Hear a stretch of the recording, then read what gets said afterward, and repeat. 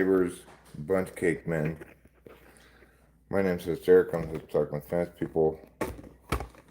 The other host of Talking with Fence People is in the kitchen right now, putting things away, I believe.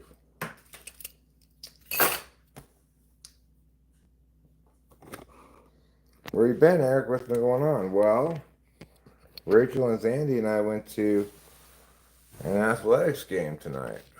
We lost, but it was a good game anyway, you know?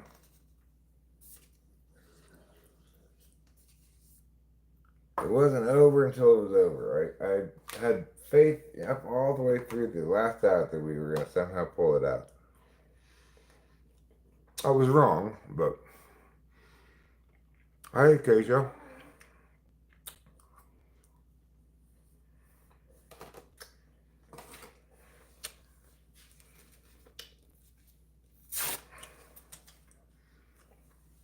How's my favorite person named after a tree doing?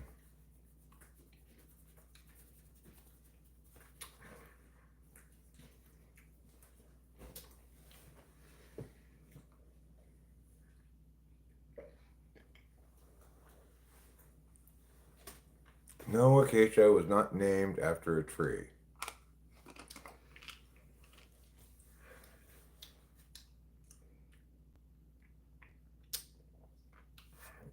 The Eric tree. So we went to the baseball game.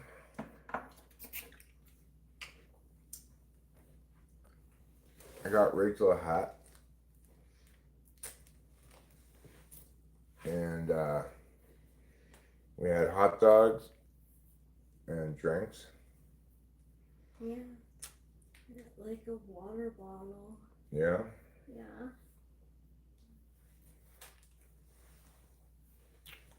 Here's the hat I got for Rachel.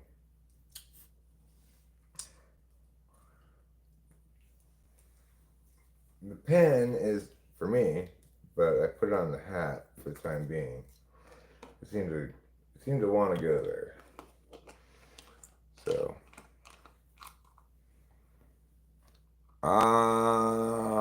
I attempting to see if I could catch the meteor shower at Angeles Crest. Unlikely. Still a lot of light pollution in Angeles Crest.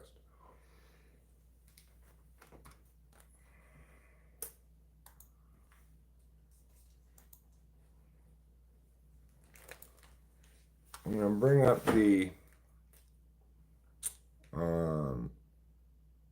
Boya laurels and aspens. I don't know any aspens or anybody named after a tree but you, as far as I know. As far as I can tell.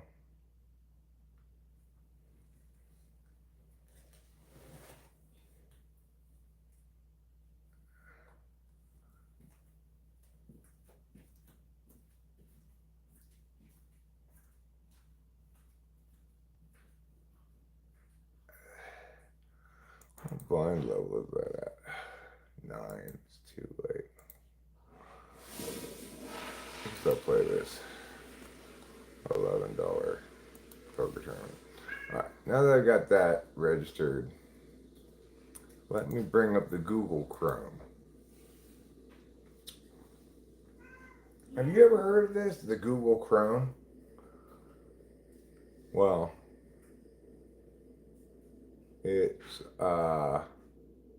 it's a way to look at the internet,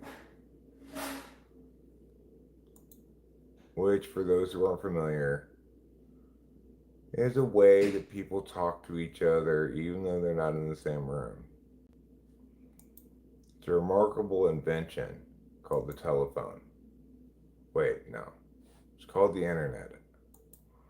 Or the telephone. Which is called the telephone of books. The internet is the telephone of books. Zeroid says, you, what's good? Hollies and olives. Okay, well, there are some hollies and olives, ivies, maybe a willow or two. I don't know if there's ever been anybody named Juniper. But ivy is not a tree, Acacia. It's a creeping vine. Zeroid, lots of things are good. Reebok, 0.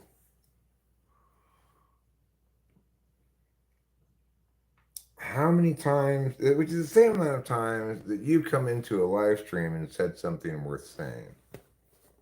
0.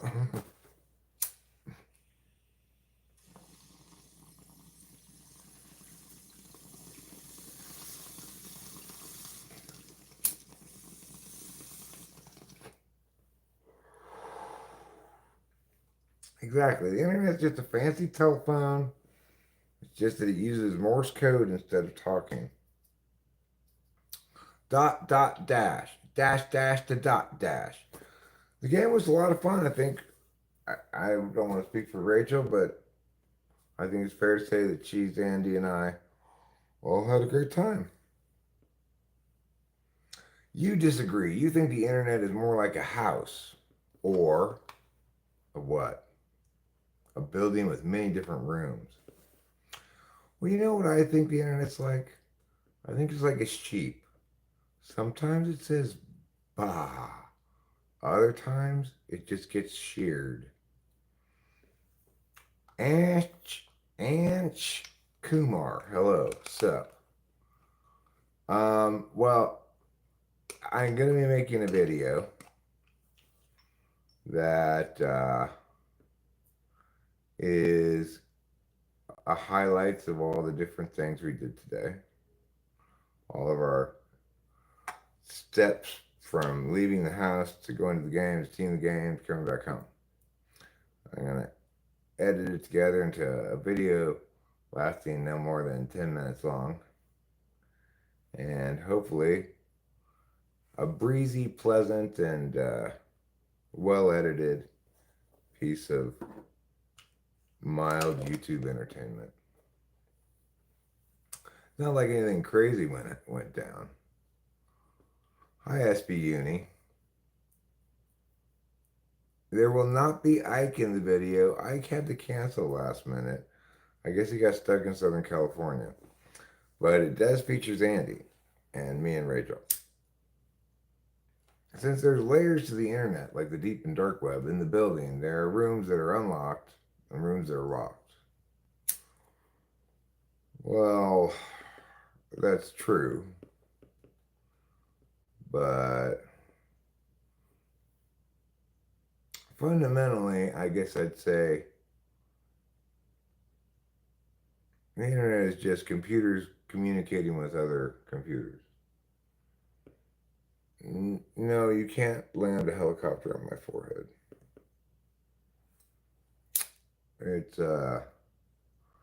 It's only zoned for small drone landings. Everything cool between you and Rachel now? Yeah, everything's cool.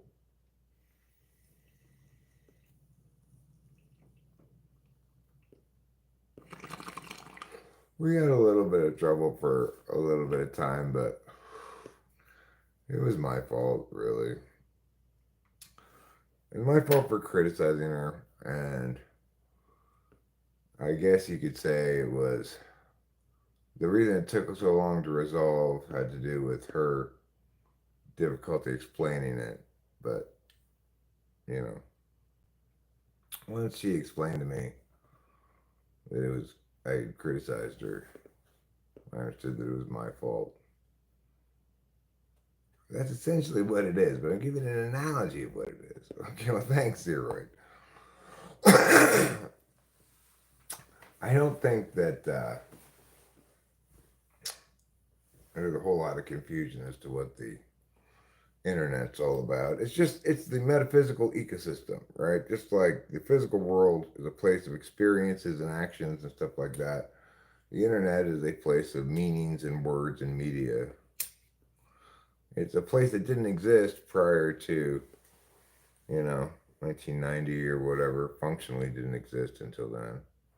And I grew up in a time when there wasn't any internet. And the only metaphysical ecosystem was libraries. Joseph Mink, I get it. You're trying to be provocative or something. But when you just repeat yourself, you just sound, I don't know, weak. I wish there still wasn't the internet. Well, Rachel and I were talking earlier in the car about um, a quote that her sister had put up on Instagram or something. It talked about the stupidity of America, stupidity of American people and such. But I would say that the reason it used to seem as though the public discourse was more intelligent or more reasonable is because in the olden days there used to be, two sources of news, newspapers and TV news, both of which had gatekeepers that excised controversial stuff primarily and or idiotic stuff. When you have an ecosystem that's available to everybody to express themselves, then you experience a um, you get to actually witness what most people think and say and stuff in a way that you never used to before. And there was discourse back then, SBU, and it was just glacially slow compared to now because things had to be published in papers or books and then enter into the libraries and so forth.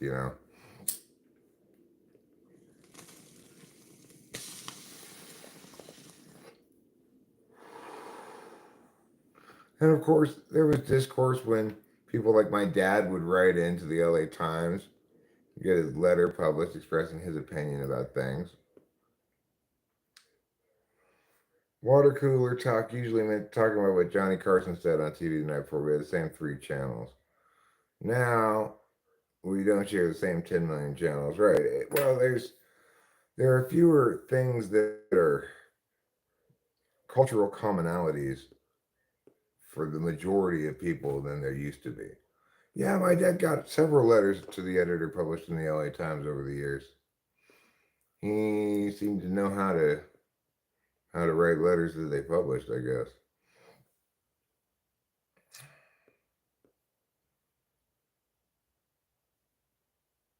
So I mean, the thing is, there there were advantages to having gatekeepers manage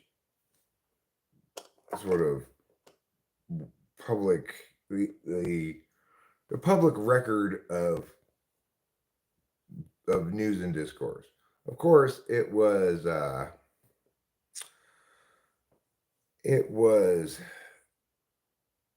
exclusive of a lot of voices that deserved to be heard. But did he have an in because he was in the military though? He didn't use that or anything. He wasn't writing about that kind of stuff. He'd write about like something that, say, there was a battle over a nativity scene on public land in run by LA County or something. He'd write in to say that's unacceptable, etc.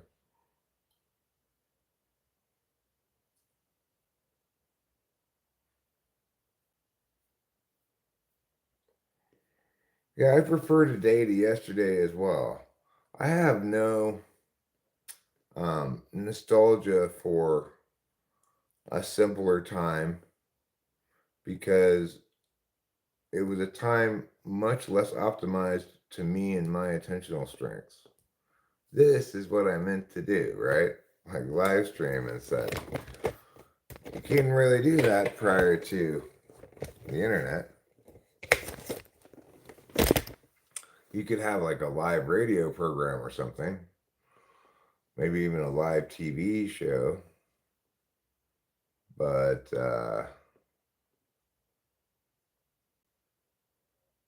well, SB Uni, actually, I think I'm going to disagree with you there on Now it's more unnecessary sex scenes that aren't integral to the plot. I just recently completed watching all of the Final Destinations. Okay. You might think Final Destination, there must just be one Final Destination. Um, but no, there were actually 6 of them. The thing is, in the early ones, they all had obligatory gratuitous titties, like the first 3 or 4 of them. The last couple of them, though, they did away with that. They said, okay, we don't need to just find some ridiculous way to show titties here that doesn't even fit in the plot at all. I think nowadays people are a little bit more nuanced about shit in terms of media production. I think successful media is born of a rejection of formulaic bullshit, you know? Because you saw what happened with MCU universe movies as they did away with anything creative and interesting and replaced it with formulaic bullshit. Whereas I just watched the first season of Peacemaker, who's a DC superhero. They had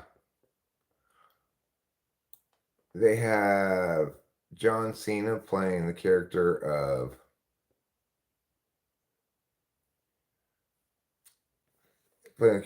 Peacemaker. It's a series. It was 8 episodes first season, and it was absolutely hilarious and action packed too, but mostly hilarious. It was also quite edgy, a lot of cursing in it and such, but not any unnecessary sex scenes really. Um,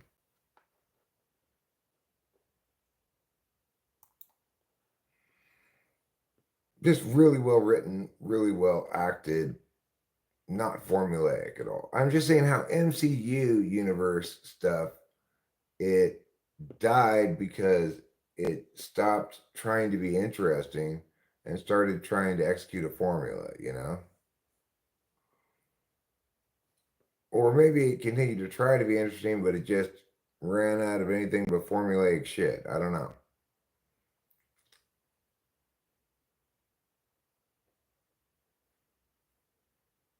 So, in contrast, the DC universe still has some legs to it, as I just experienced with Peacemaker, who has this vow that he will achieve peace no matter how many men, women, and children he has to kill to do it.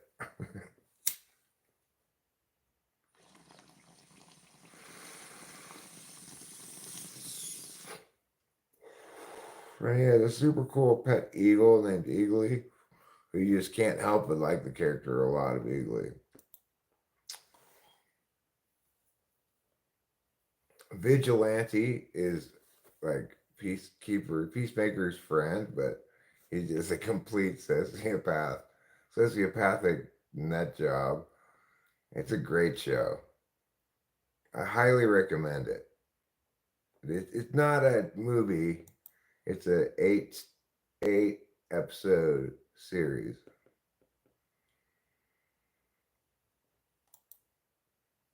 People don't experience life like they once did because of the internet. Well, that's true. People don't have as many experiences because of the internet. For some people, like me and Rachel, who are not experiential by nature, but are rather meaning based, that's a good thing.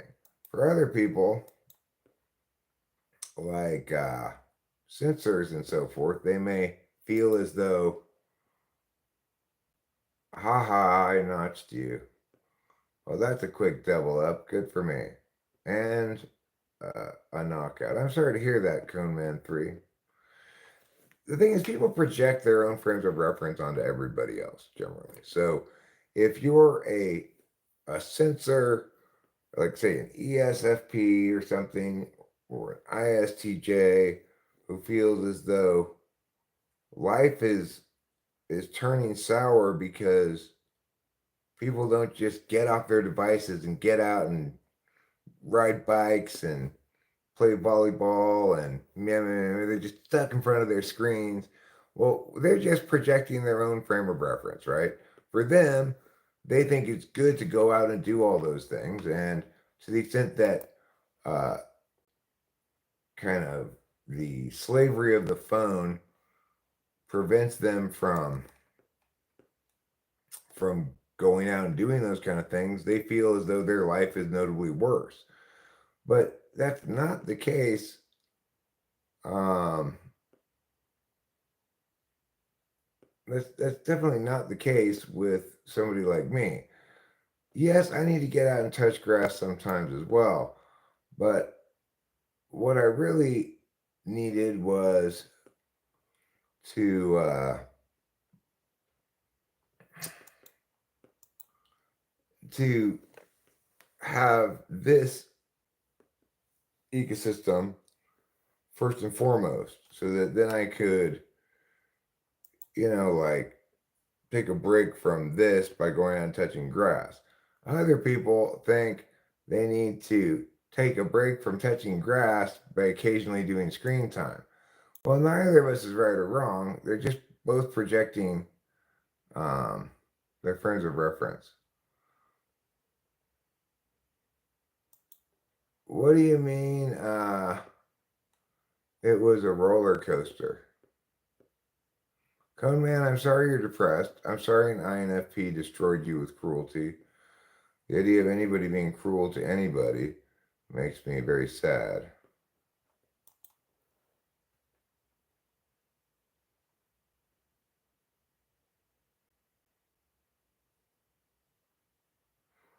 I mean, I consider myself Zeroid.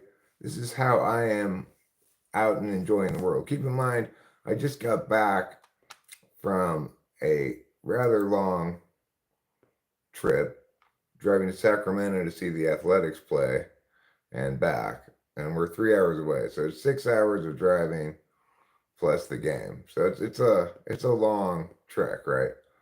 That was a lot of experience. I was very happy to get back home because that was plenty of experience. I don't need any more experience than that. I don't like being jostled. I need a 6. Give me a 6. No, not 6. Check.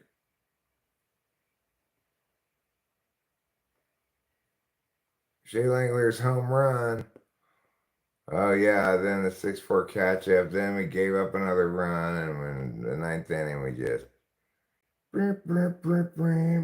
Zandy, I'm also happy we made it back safe. I'm happy you presumably made it back safe to your house as well.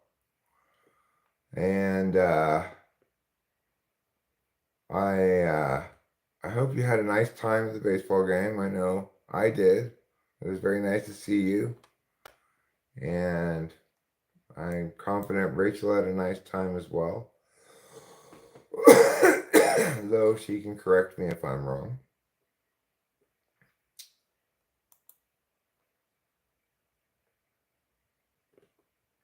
Let's not be cruel to anybody. Cone Man, show media, nobody.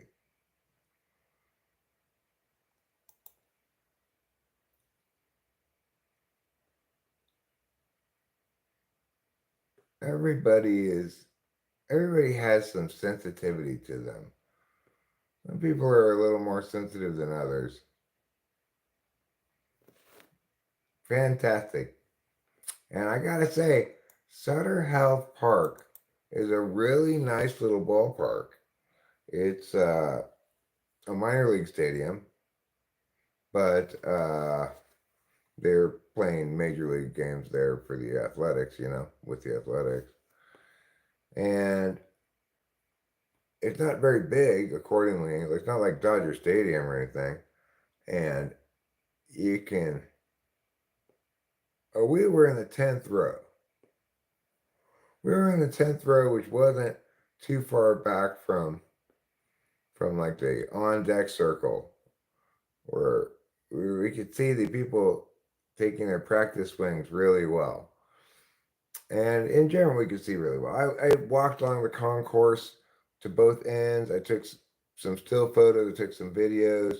I'm planning on editing them together to have an outing video, but I gotta get all of Rachel's and all of mine converted first. I'm not gonna do it tonight. Oh yeah, Zandy got on the big screen. She got on the big screen at the stadium. And everyone's like, oh my God, it's Zandy! It was amazing. Lucia, hello.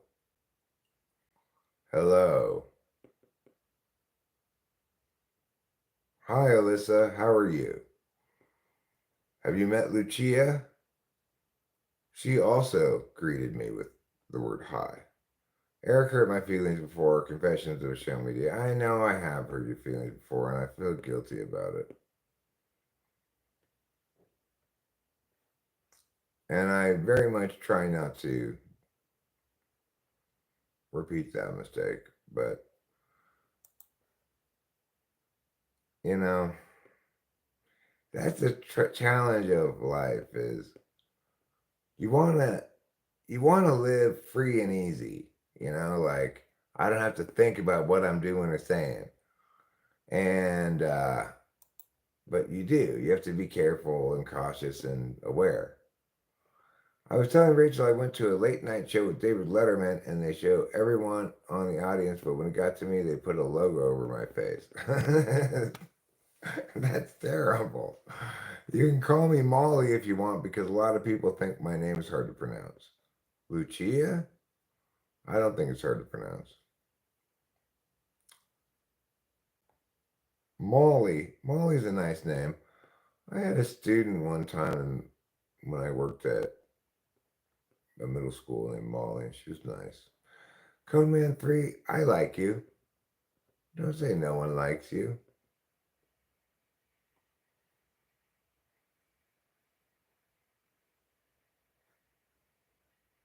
I'm always happy when I see you arrive here.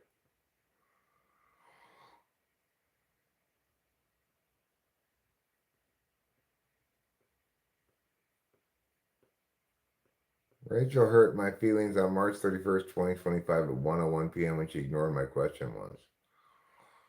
Wow. You really keep a detailed log of hurt feelings.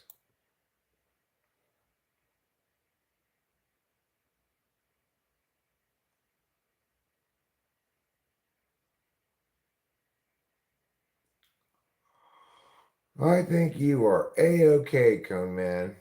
The only thing about you that I shake my head at is your politics, your pro-commie ways. But besides that, I think you're A-OK.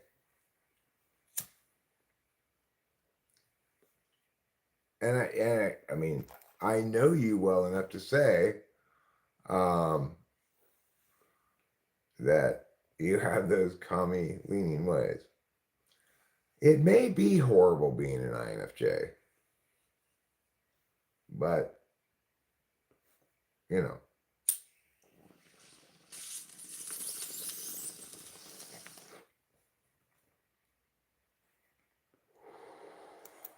I haven't been in your live in a while. How are you and Rachel doing? We're doing well. Different days, we're in different states of being, different states of mind, either happier or tired or sometimes in a darker mood or happier mood, like anybody, But the actual physicalities, practicalities of our life are as good, as ideal as you could ever hope for, really. I watched a video today that gave 3 tips to getting more stoned. Well, that sounds like a useful video.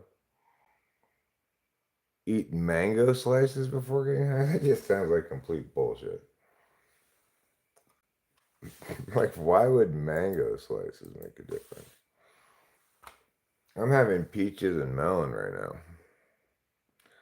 Now, blowing smoke out of your nostril instead of your mouth gives you pepper nose. It's not pleasant.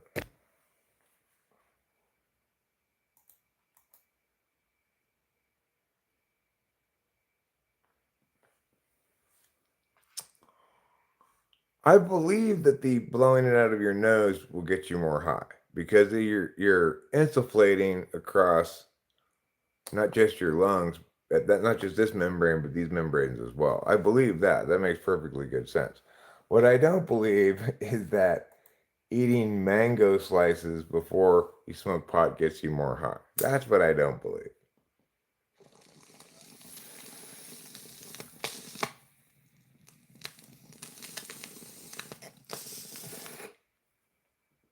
But it also gives you pepper nose.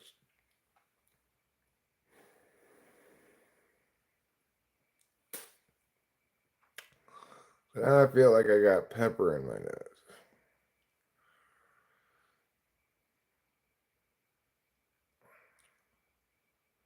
At their name, it's Andy. How can someone you care for deeply turn on you for no reason to be so cruel? I don't understand. Well, there could be a number of reasons. Could be some kind of unhealthy attachment style reacting against closeness. It could be just selfishness, the person all of a sudden wanting something else and not caring how much damage it does to you. It could be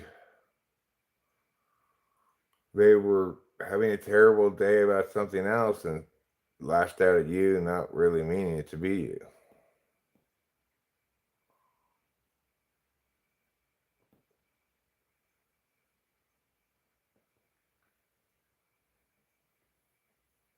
Sandy, what works or not, it's who knows? We're talking about YouTube here.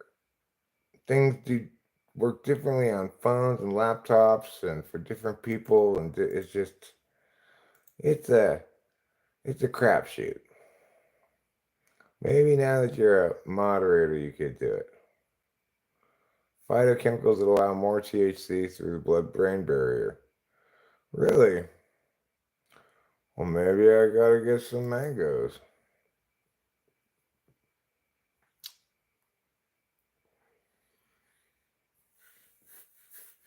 Anyway, drugs don't cross my blood-brain barrier.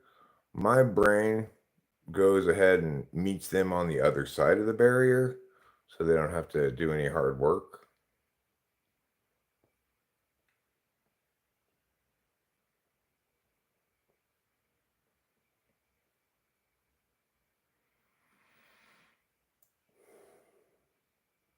You're just a streamer, you stream your life away, you're just a streamer streaming for better days, huh?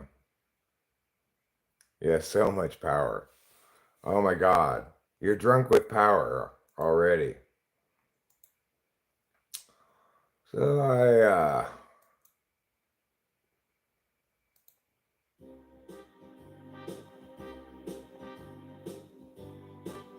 I like this thing I made on the keyboard there. I mean, did I make it? Sort of. I played the chord progression and then I said, what is that there inside your bed? Did you not know? Bam, bam, bam. And this is like the chorus part.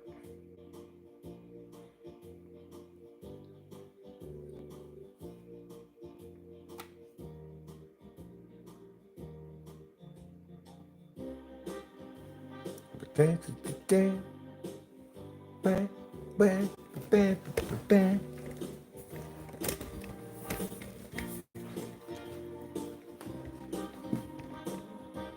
is like, this part here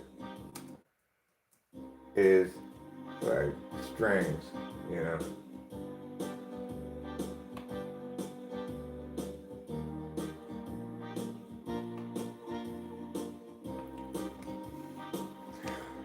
my home country of Guatemala. It seems like a Guatemalan song, maybe. I believe the beach called Tijuana, but Guatemala seems more correct to me. Oh yeah, we're gonna rap like Guatemala does when they rap because they're Guatemalans. They're rapping about guap and top. They're rapping about Guatemala and law. They're rapping about Guatemala because they're Guatemalans. Hope you enjoyed that rap song about Guatemala.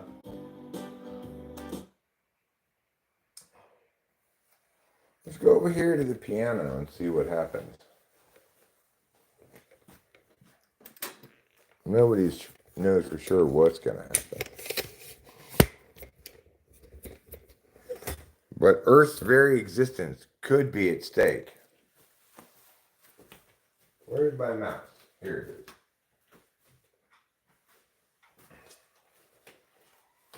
Fold. Okay, let's see what we got here. I'm going to go to style.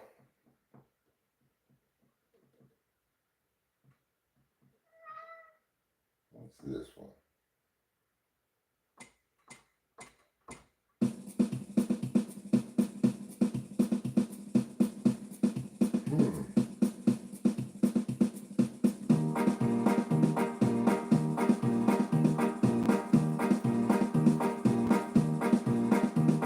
Well, right about that time, people came around, and what did they say? They looked at the ground, and they said, "Hey, everybody, why don't you join in on this song?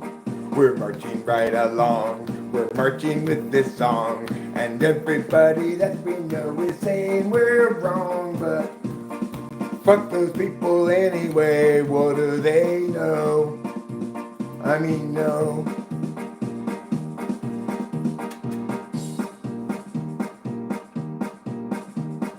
Oompa, oompa pa pa pa, oompa oompa oompa pa pa pa, oompa loom, oompa pa pa pa, oompa loompa loompa pa pa pa. That's how you make a polka song. Oompa pa pa pa pa lompa, oompa pa pa pa pa pa pa. That's how you make a polka song. I hope you enjoyed that song. That was Masterpiece in E flat. I believe is what it should be called.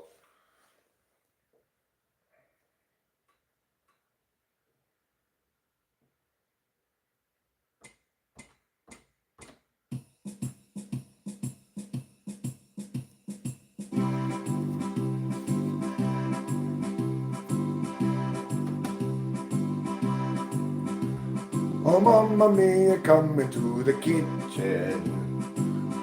Bring me the pizza pie. Mama, come into the kitchen. I don't know why. If you like the pizza pie, original to Italy, you've got to come on by and see what's Italy. I think you'll agree it's a wonderful thing. But if you don't agree, that's a simple reason why. It's because you're very wrong and need to learn.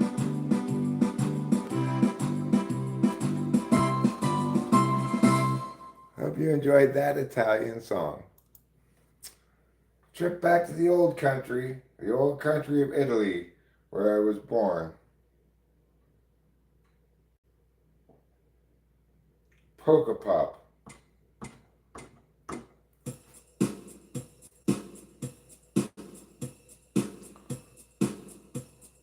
Don't be afraid to polka pop.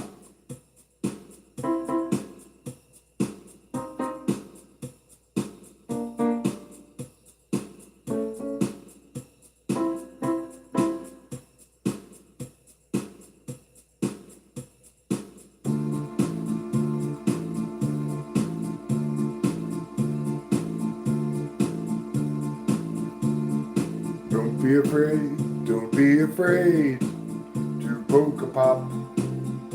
It's okay, even polka rock makes an okay way today if you just say it's time for polka pop, for polka pop, for polka pop.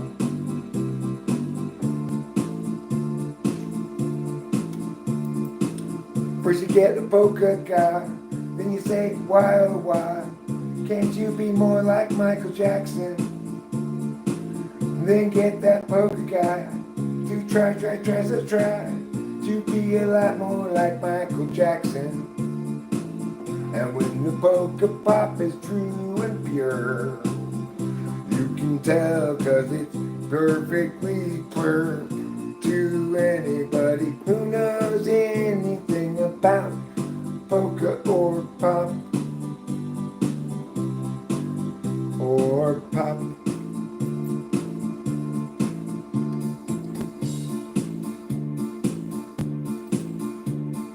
Hey, I know I'm sexy, but I am not rats in a tent. Don't think that I am, please, 'cause I'm not rats in a tent today. I know a lot of sexy pop singers like me are rats in a tent, but not me. I'm not rats in a tent at all today. No way.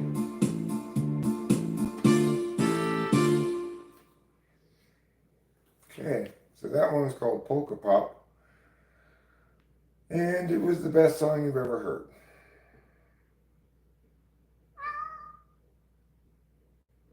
Meow yourself.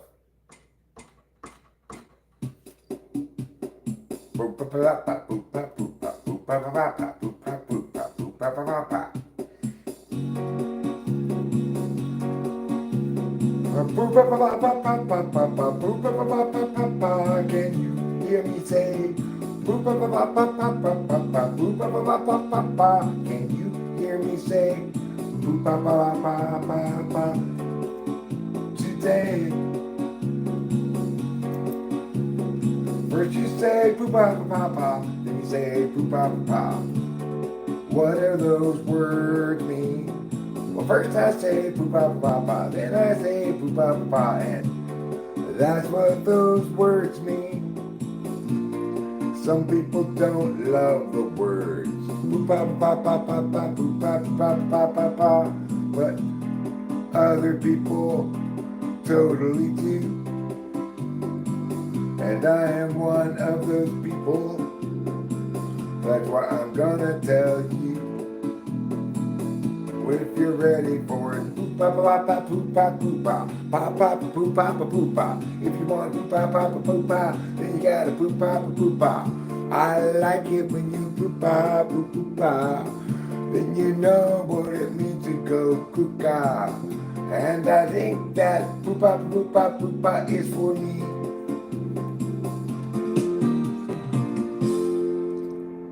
All right, I hope you like that song, which is called Poo-Pa-Pa-Poo-Pa. Next, we're gonna have a wonderful song with this beat here. The little drummer boy beat. Okay.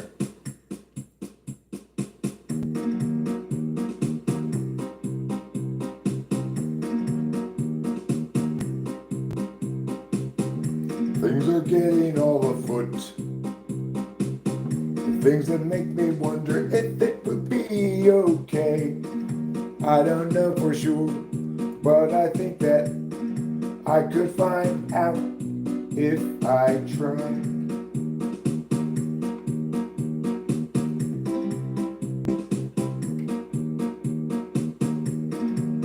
I'm tired of all the contemporary songs just saying poo-pa, poo-pa, poo-pa, poo-pa, poo-pa, poo-pa. I think they could get more original than that instead of just saying boop papa boop pop pop pop boop pop boop pop boop boop boop pop pop. But what do I know? I don't know anything at all about boop pop boop pop boop pop boop pop. I'm just kidding. Not most songs these days are involving poop pop or poop pop. But some of them are, you know. I say there's been an 85% increase in the usage of poop pop or poop pop just this evening alone. So we're making vast strides in short order. You just gotta believe in the power of poop pop or poop pop.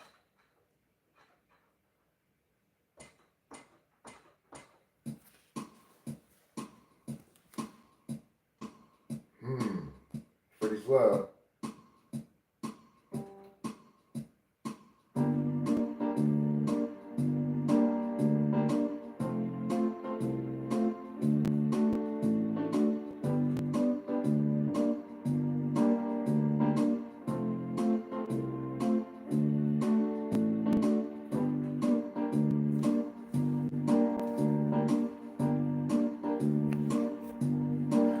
A G minor, a 2F, then what is that? I guess I don't know.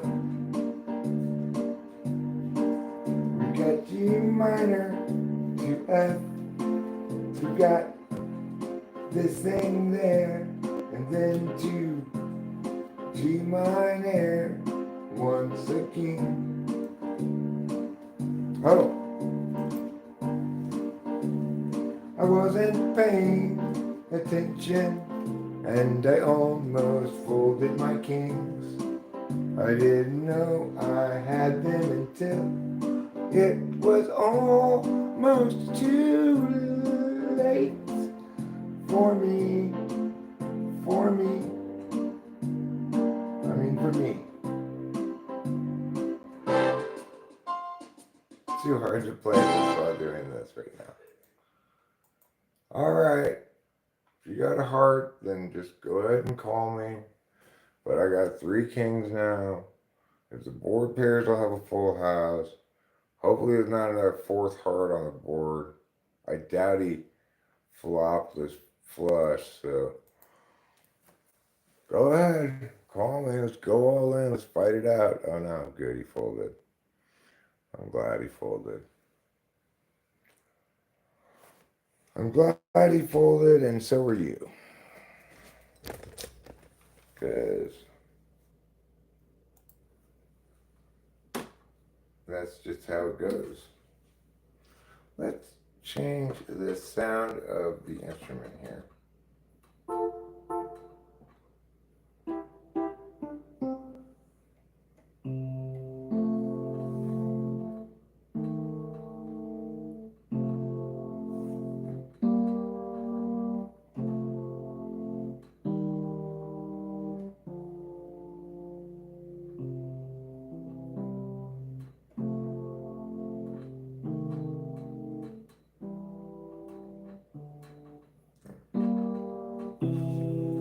Yes, like that. The problem with playing the piano is, like, when I'm trying to play the guitar, right, and I think to myself, I'm going to play an E flat, my fingers know where it is automatically. I'll play a C, I'll play a D flat, I'll play a whatever. I don't have to think, wait, this one, that one, you know? It's hard to do that. Okay, I'm going to fold. Russ and Steven delight in delivering cheese every day. And the dairy that employs them ensures they earn quite reasonable pay. Russ has cheddar, American, and Swiss too. He'll bring them all to you, Steven overseas. From his desk easily, he oversees the cheese. piano. Fuck the piano. Fuck it once on Monday, twice on Tuesday, and so forth until it gets fucked 7 times on Sunday. So I've saved it about the piano. I'm tired of you, piano. Get out of here.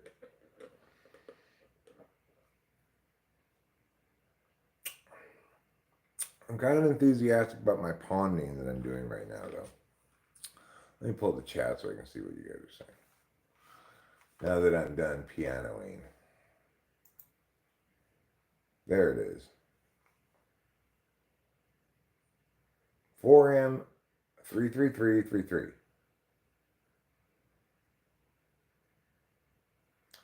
Yeah, I could move it around. Hey, that's a good point, Winston Vaughn. I was thinking about that, in fact, as I was doing it. Like, I need to be able to see this TV. I have it over there as a kind of like place away from things, but if I'm streaming and keyboarding, it should be right here.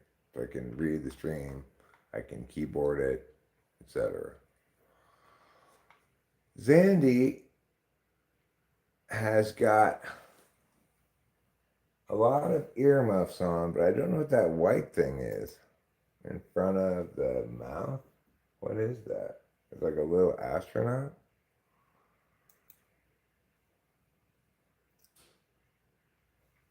No one knows what it is. Could be a little astronaut. Move it, baby, move it. Show media, I'm going to keep it still. Elderly, keep it still. It's the opposite of move it, baby, move it.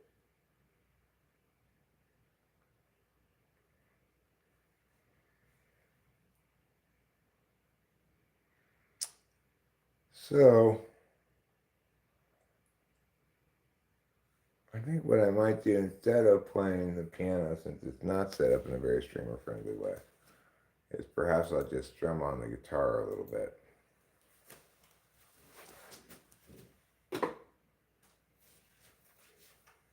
This instrument is called, you may have encountered it before. Delilah messaged me something. Should probably look and see what it is, but am I gonna call this bed a 5? One time. I got a pair of jacks. There's a king on the board. I should probably have folded that, but now I'll fold. I guess the two all ends. Neither of whom have the king. I would have won. They were both on the same flush draw. I should have called.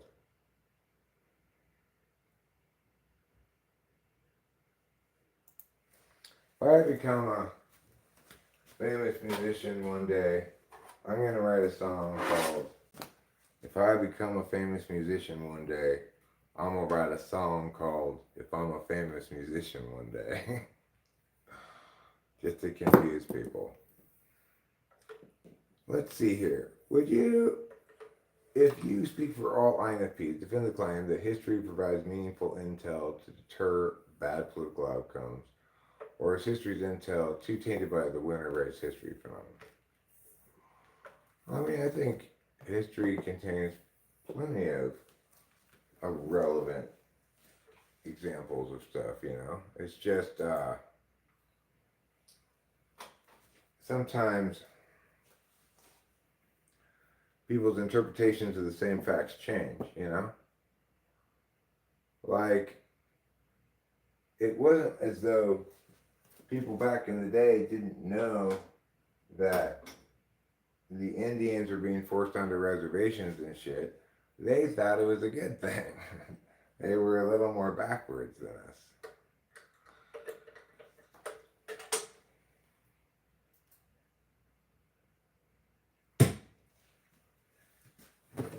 Well, of course it's a good thing. I mean, we're us and they're a bunch of savages. That's just kind of how it was back in the olden days.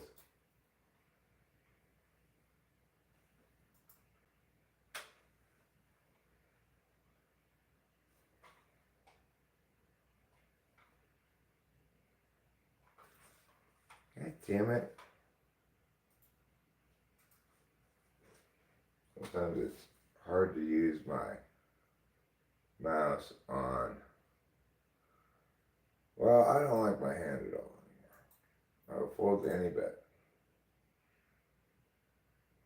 Hey, one.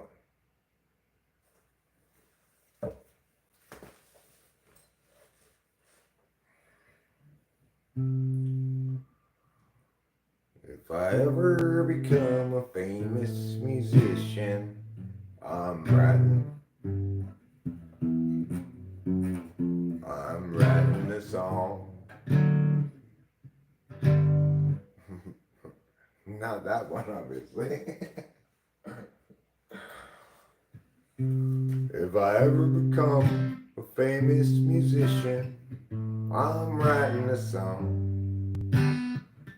called If I Ever Become a Famous Musician, I'm writing a song.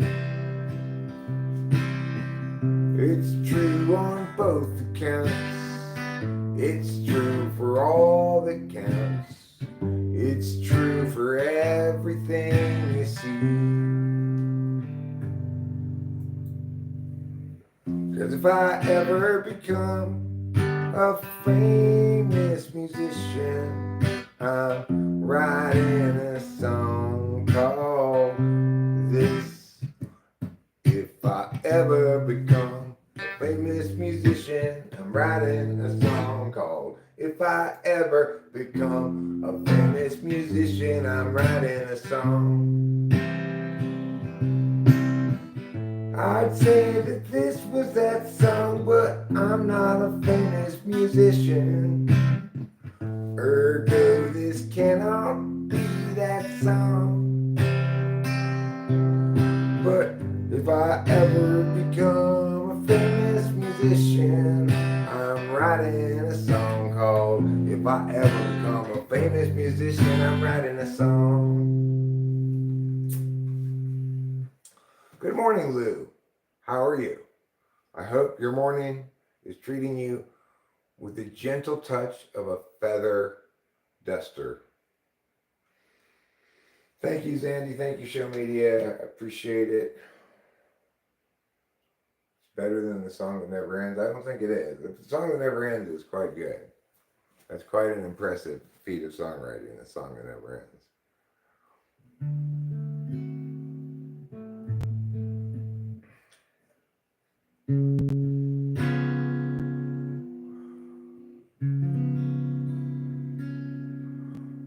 Oh,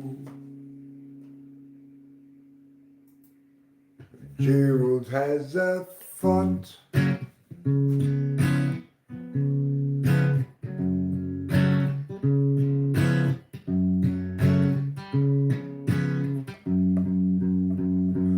Gerald has a thought. Gerald has a plot. Gerald has a lot to get to margarine's tater tots. He's got a good idea for a name-changing business. Thinking now about what to call Christmas when they hire his firm to change that name. But Gerald always thought there'd be chance enough to return to the work I left rough. He'd get back to it eventually, but his visions piled up and his plans would interrupt all the work that started off so hopefully. Now his mind is back on his business, thinking of changing factless for listless. So how all the people will shout his name.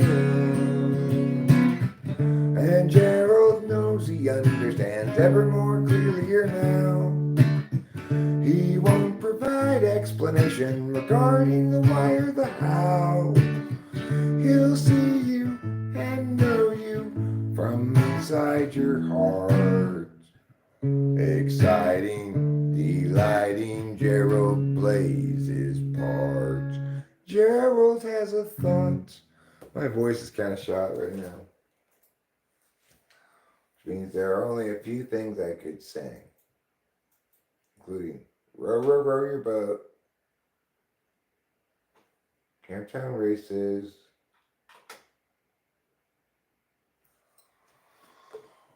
Maybe I could play something like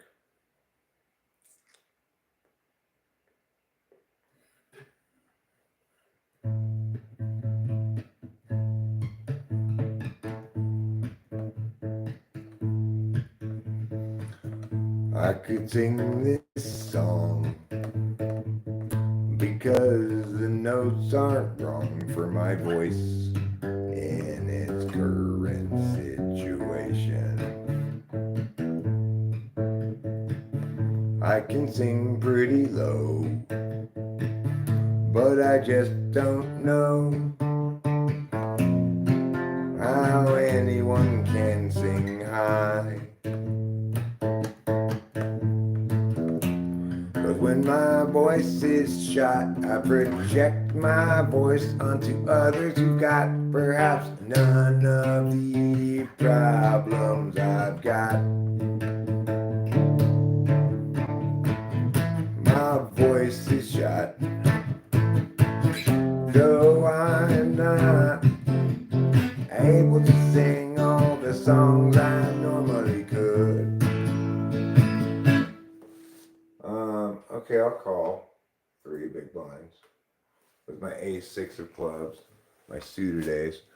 I got an ace on the flop, but only 1 club. And 6 is not a great kicker, but I'm just going to have to, if he goes over the top, I think I'm going to have to call him. No, he folded good.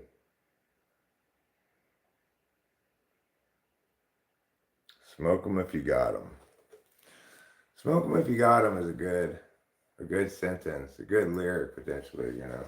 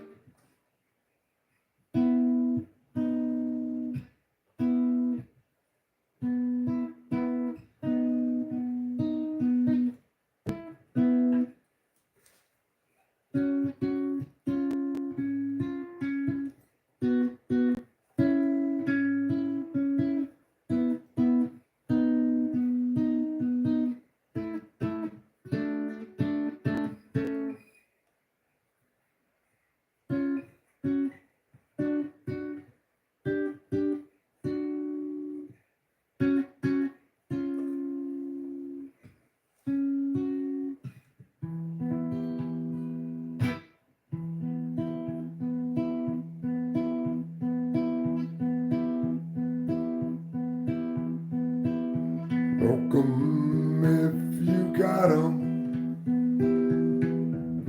Don't smoke 'em if you don't.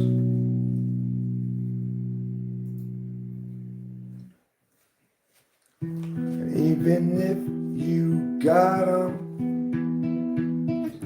there will be times when you won't want to smoke 'em though you got 'em, because you'll want to save some for later, knowing that if you don't, you're gonna hate your previous self who made the decision to smoke them all right now.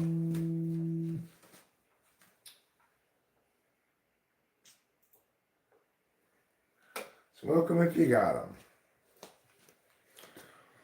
I think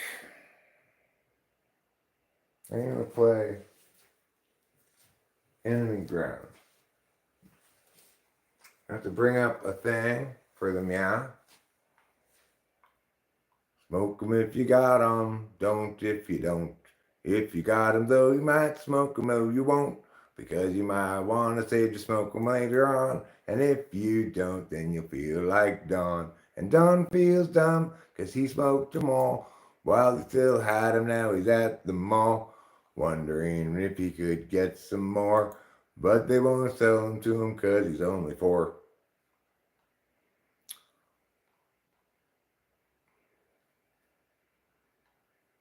Untitled document my eye.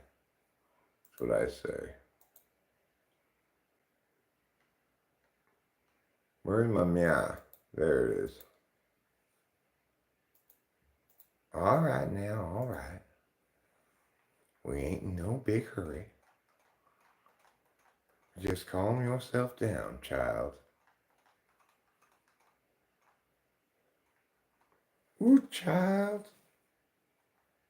You are a child. So much so that you make me say, ooh, child. As in, like, what the fuck, right? Ooh, child really just basically means, what the fuck? What the fuck is going on around here? That's what it basically means.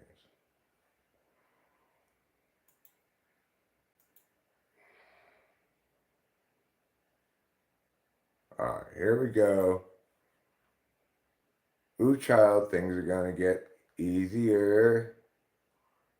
Ooh, child, things are gonna get brighter. That song's not a very good song. Like, maybe you stop calling me child. I'm not your child. I'm 54 years old. Just enough.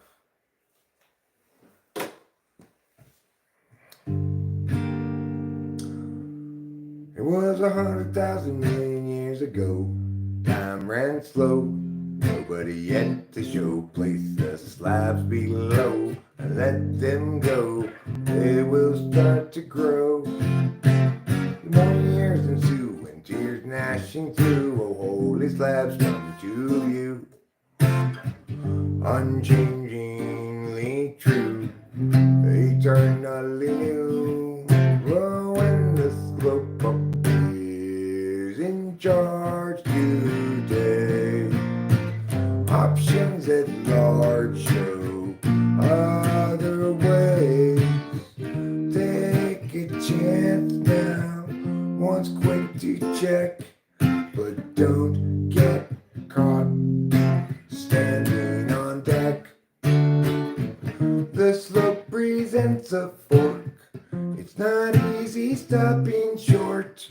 Too far along to turn around. Perhaps the better course was headed ever north. Now there's a fitter force. Enemy ground, enemy ground. It's a good song. It's a good song. It should win a prize. Fortunately, nobody's given me any prize.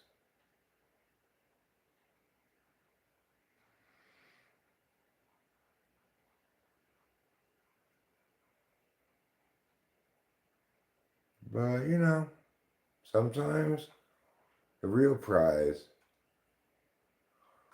is the friends you made along the way. And this might be one of those times. I don't think it is, but it might be. I would say it almost certainly isn't, but it might in theory be.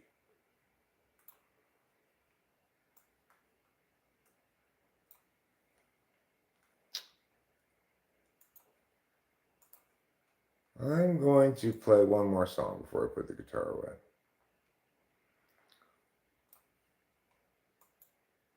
Me calls nobody. Well,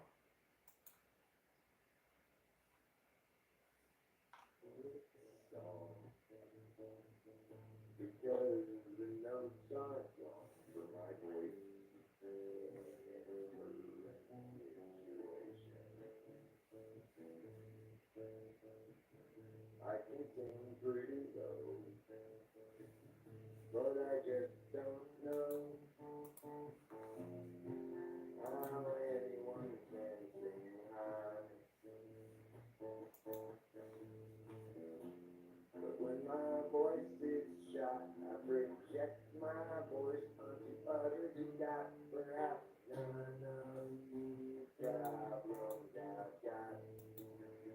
Hmm. Sounds like you got a projection problem, Eric.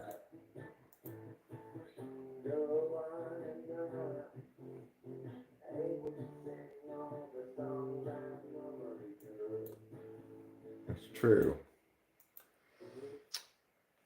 Once again, I'm not lying.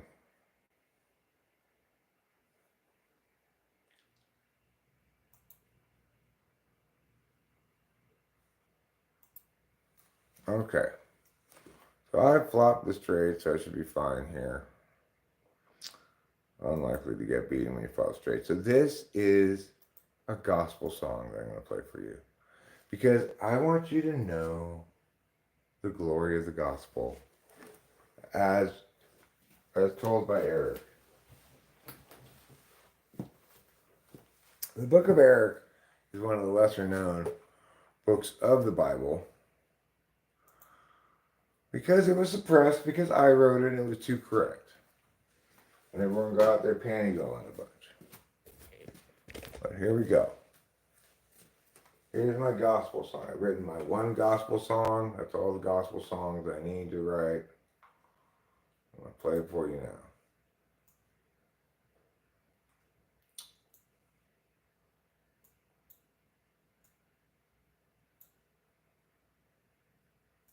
You know, it's not like that kind of gospel song. You know, like, la, la, la, la, la, oh, la, la, la, la. It's not like that kind of gospel song. But it's a song about Jesus, or at least about people and how they'd be different if they were like Jesus. And I'm not talking about any Jesus. I'm talking about the religious Jesus, okay? You know, the one from the religion? Good, it's break time in the tournament so I can play the song uninterrupted.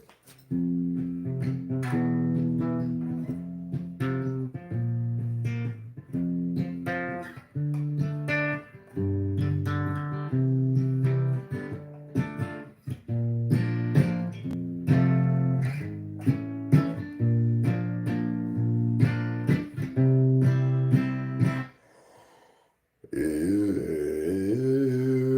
Jesus was people but absent of sin, he must then have struggled with regular men and women, of course, when they too were present. Disciples all warily eyeing the lesson. If people were Jesus, they'd know as they think, and everyone's work would be true. Feelings once spoken would sit where they sink, and we'd all know just what to do. People aren't Jesus once they're betrayed. Easy believing forever is lost. Maybe naivete, not to be saved, but the wise pay a terrible cost. The one you thought you knew acts like you never have met. The life you made for two has faded into regret.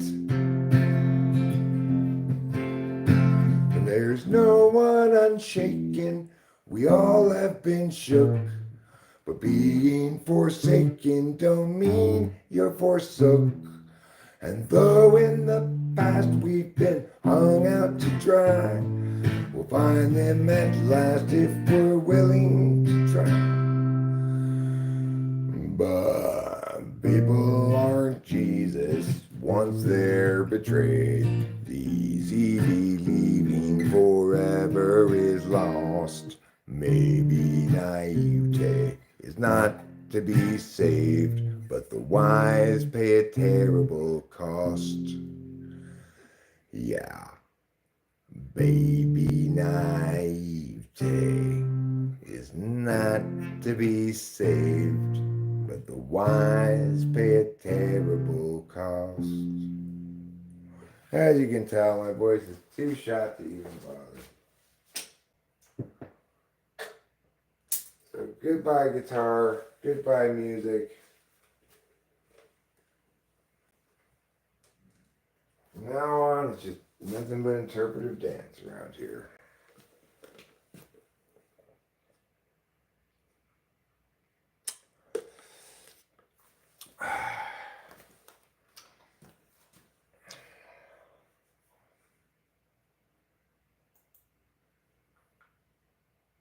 Zandy 011 011 01 000 1111. What does that mean in binary? The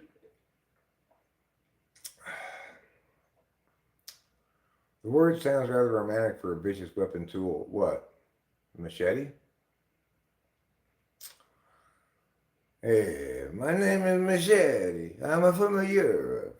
You lovely ladies, you want to come talk to me? I have an accent. Like that, you mean? Well, thanks, Princess Mom. It's a smothering language.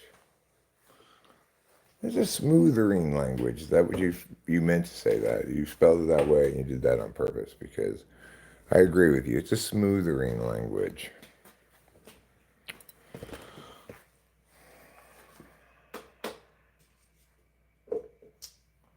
I really was very, very pleased with my work on the poem today because I have figured out all the missing pieces here to make this thing work.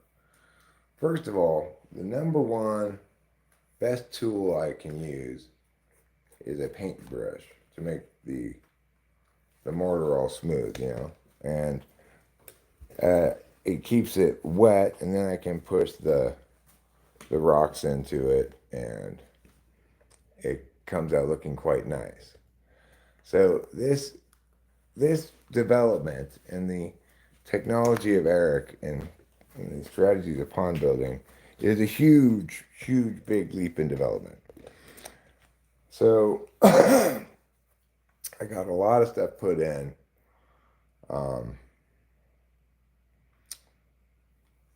This morning, but I'm also enthusiastic about getting more done. However, it is currently 3 in the morning, so I don't think now is really the time to do it.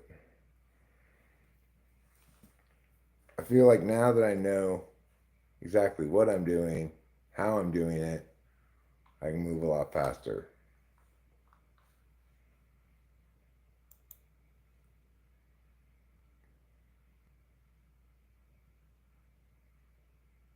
But then, you know, I also believe the children are our future, and we all know how that turned out.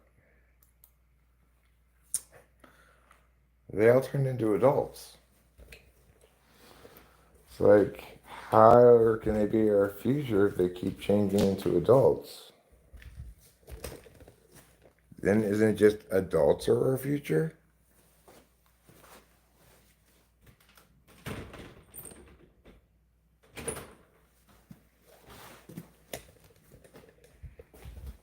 And also, Whitney Houston, do you really believe that the children are our future?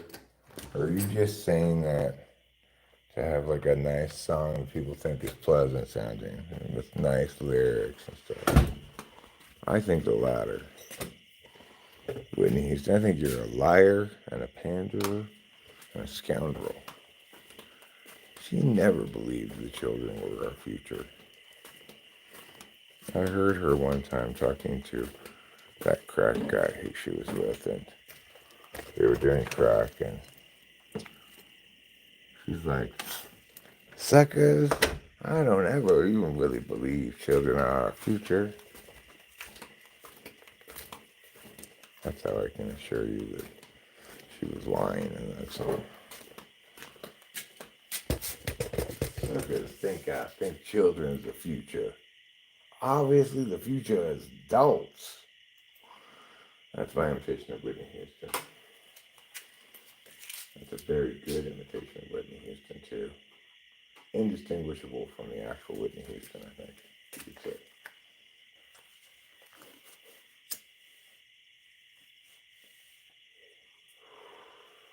If that even is her real name.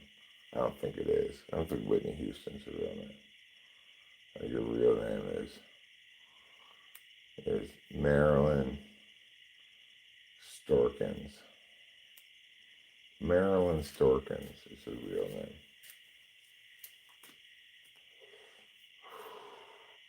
But she's like, I want my stage name to be Whitney Houston, because I love H's.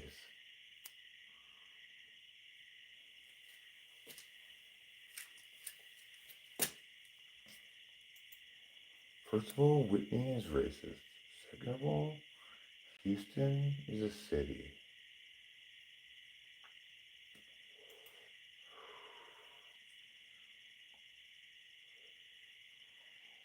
No, I'm not saying you mean it racistly, but that's not what matters. Some of the indigenous people, the Plains Indians tribes, use the term derogatorily.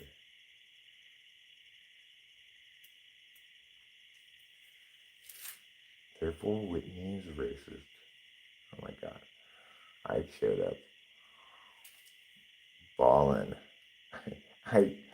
You really do not need to reimburse me at all for the tickets if that's what you're thinking here.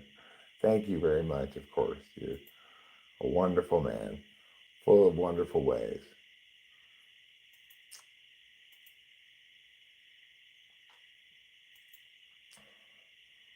But you missed a fun baseball outing. But you know what? That doesn't have to be the final baseball outing of the year. We could have another baseball outing sometime in September, maybe.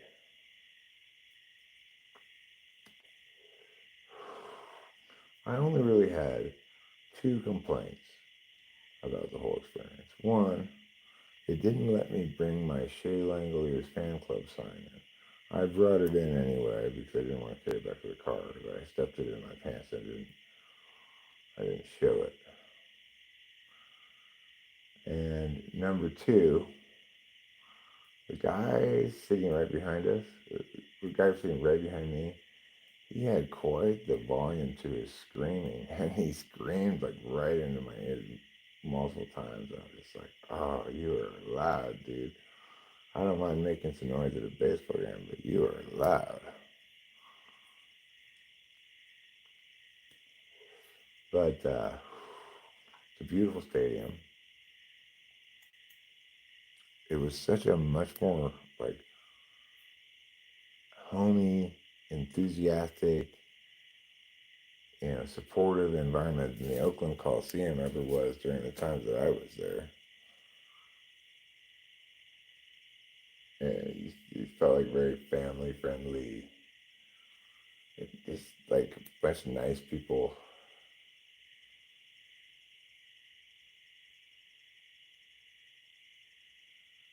Why were you inquiring at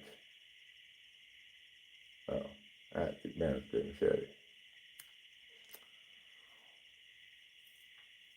And I got lots of great pictures and stuff, which I'll upload at some point here. I mean, I'll look at, they're already uploaded from my phone, I'm sure, but I got to get them, the ones from Rachel's phone too, because I'm like an idiot. I didn't charge my phone before we left properly, and I tried charging it in the car, and it's slow charging in there. And it died a little ways into the game, so I had to switch over to Rachel's phone, which she generously let me keep grabbing out of her hands.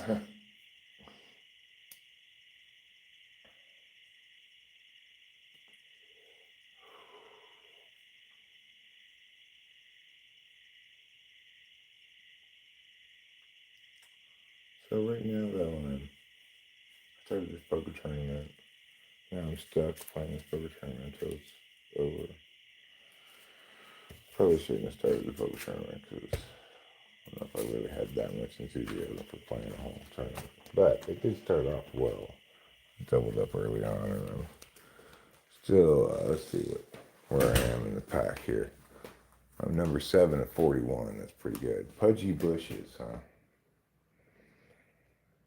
Chubbery shrubberies? Is it chubbery shrubbery?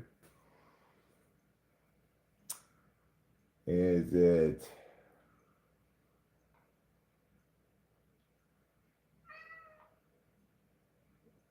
flubbery shrubbery? Blubbery chubbery. Blubbery shrubbery.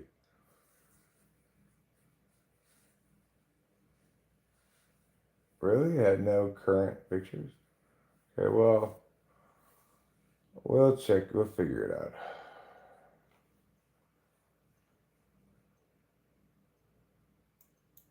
Blubbery shrubbery. It's a good one, Acacia. I like it. I like it.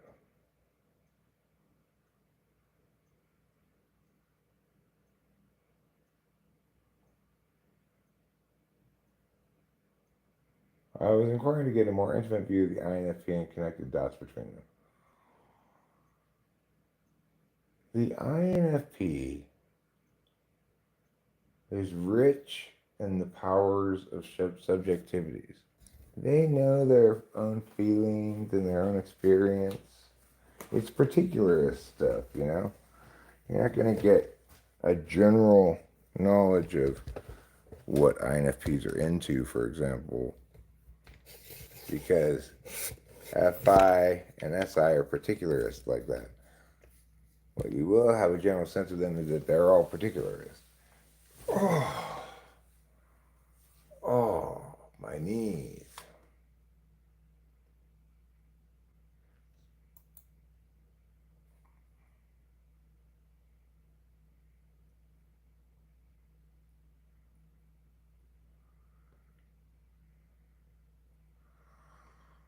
Okay.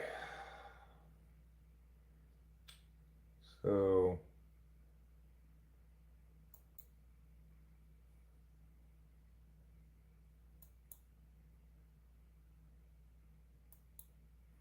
I'm going to get 2 games going currently to make the poker a little more interesting.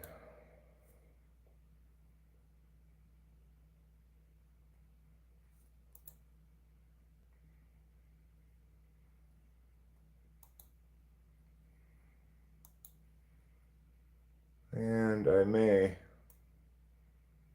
wrap up the stream in not a super long time as well. Okay, well, I got a open-ended straight draw. I'll bet it.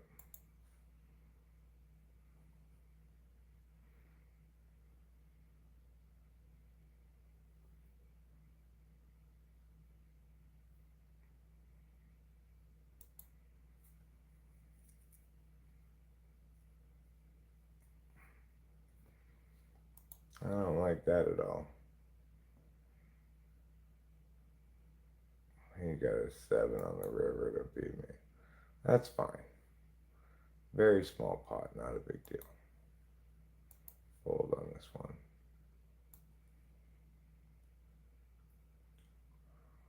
Well, maybe Rachel would like to stream. I don't know. Eric, I assure you there's a lifeline that universally connects them, even in their subjectivities. Well, sure. I mean, the universality about them is that they all have FI and SI as absolute values. That means that there's plenty of differentiation between INFPs that in the particulars of what they're into and shit, right? Because they have as an absolute value both conscious functions, particularist knowing and particularist um, determining. There are other things you can say that are universally true about INFPs. They've got a terrible relationship with extroverted sensing and all the things that that entails. Um, they're fluent in both forms of deliberation because they're deliberators. So the TI is capable as well. It's just uh, always in service of their dominant function.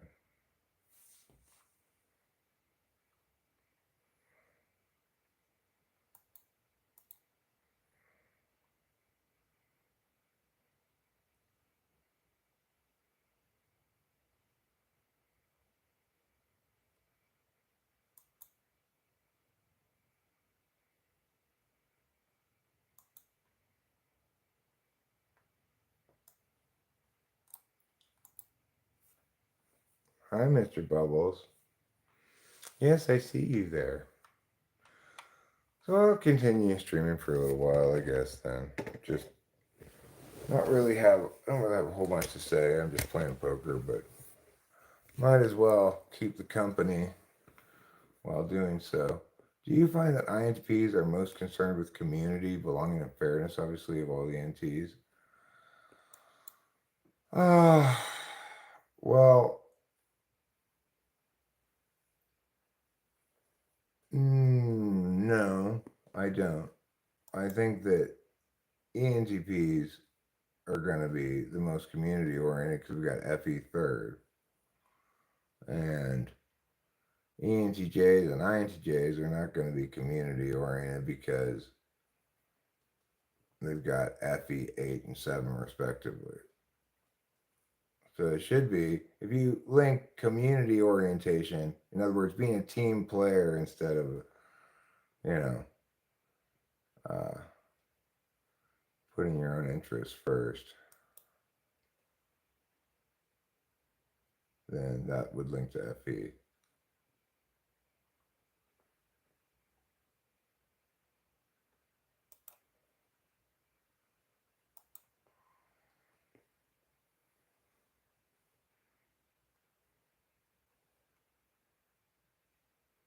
We had some marijuana drinks that we got at the store at Merced. And I'll admit, they kind of put the fade on the thwack, you know.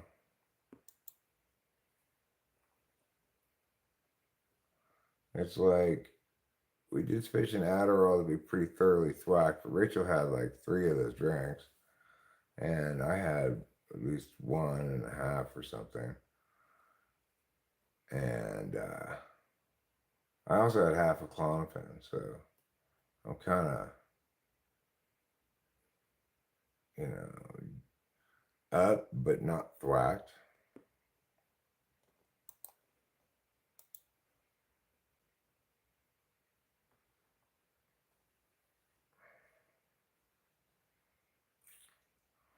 Kind of a nice feeling.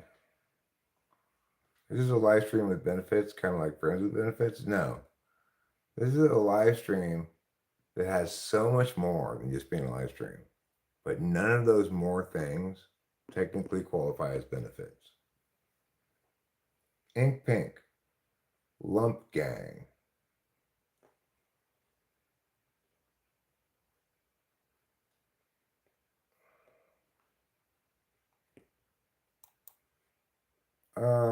Hump Dump. I don't know. Lump Gang, huh? Ink Pink.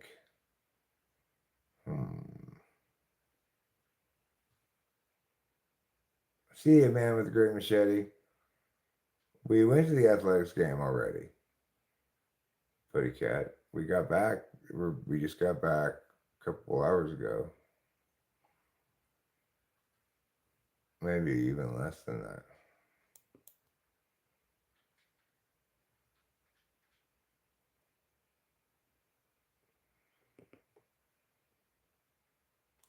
But you know, we're kind of tired. We're kind of faded. I gotta smoke some more bowls though. The Athletics lost. Yes, I got a hot dog. We all got a hot dog. Me, Zandy, and Rachel all got a hot dog. I mean, we each got a hot dog. We didn't all share one hot dog. And we each got a beverage. I got a Coke. or Pepsi. Zandy got a Pepsi, and Rachel got a bottle of water. She got the coolest bottle though. It was like some kind of collector bottle or something. I don't know. Seemed all futuristic.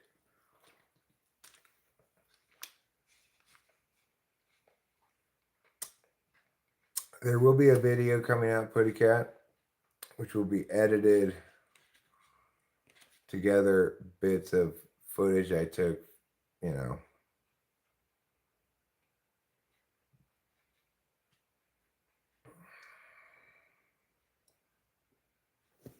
Wow, that's already on the rebuy stage? It's crazy.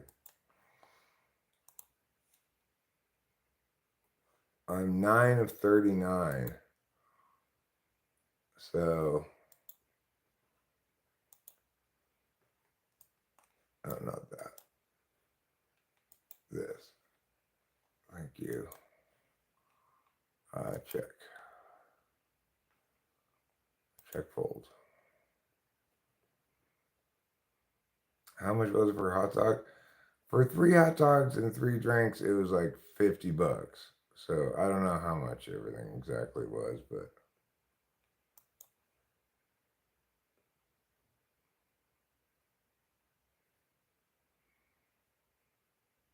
yeah, you expect to pay that at the baseball stadium. I bought a hat, you know, for Rachel, and that was it. A parking pass cost $35. You know, they get you how they get you. But we got a good price on the tickets.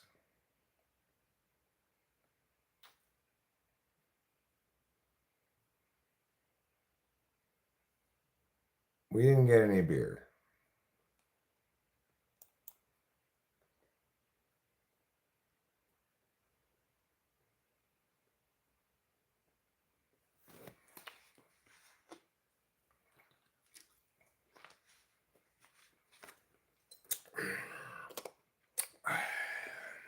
This is the hat I got for Rachel. I don't know, this yellow hat just is like, wow, that hat pops, you know.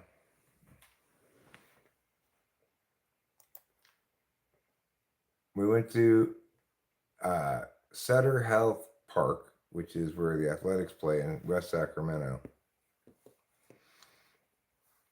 And we saw them play the Tampa Bay Rays. Unfortunately, the Athletics lost 7-4. The pen was a gift to me, but I put on the hat that I gave to Rachel for the moment because I didn't know what to do exactly with it. It's a picture of the bridge there in Sacramento. You can see the bridge from the stadium. It's very scenic. It's a minor league ballpark, yeah. And it's great. I mean, it's a great place to see a game. Want the ink pink solution? Yes, I do want the solution.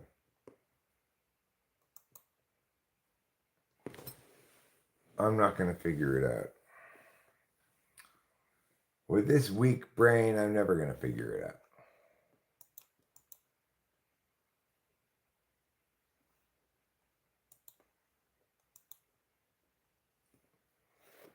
All right. Let's pull a couple bottom rips. Pull a couple bottom rips and roll them up a bomb on them. Come in, if your head hurts, try this. Try taking a shower, hot shower, breathe in a lot of steam. Try to relax your body, and then go to lie down. WOD squad. WOD is a lump. Yeah, okay.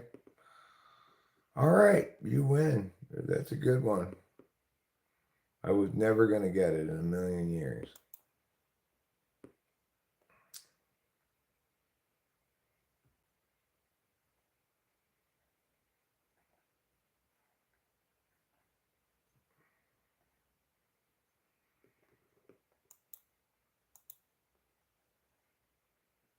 Oh, there are no highlights to be watched there, Winston's mom. I'm sure we got to witness another Shea Langolier home run, which was great. We did have a little bit of offense, but we lost 7-4. We were stuck on crowd for gang. Should have thought of squad.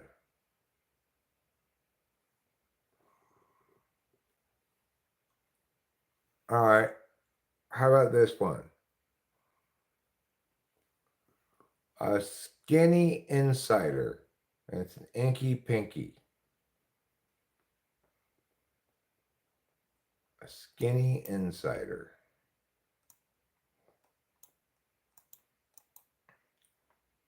The Rays are your baseball team? Wow. Congratulations, Winston's mom.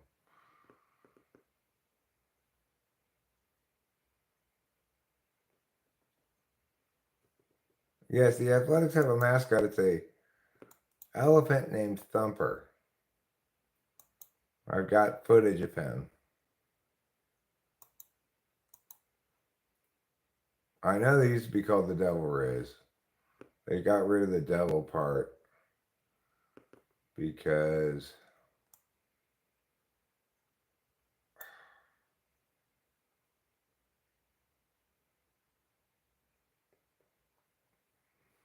well, that's good. Thumper. He's not a mad humper. He's an elephant. And he's very much out and present and amongst the crowd and stuff, stopping, taking pictures of people. It's a very engaged experience that they present. They're shooting t-shirts out and stuff. The athletics games at Oakland Coliseum were nothing like that at all.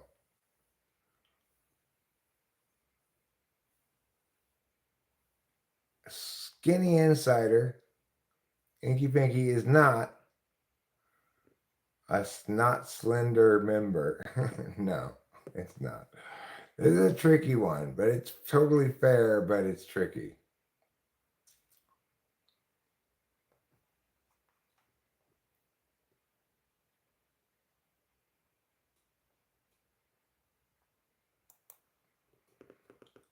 Tricky like Sunday morning.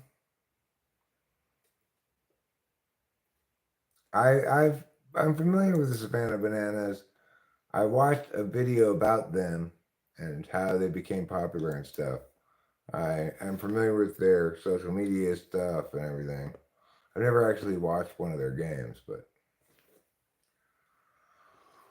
I've watched media about them.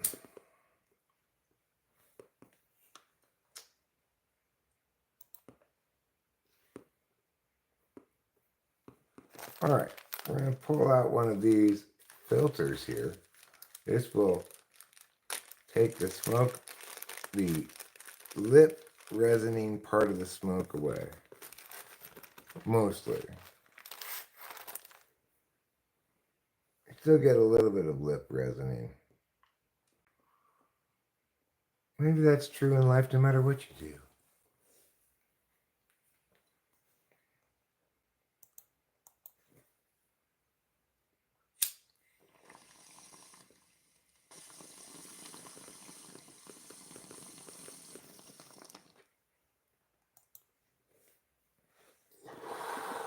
I know they're having their games played on ESPN.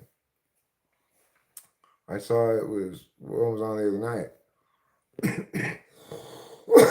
ESPN was playing the Savannah Bananas versus the Firemen.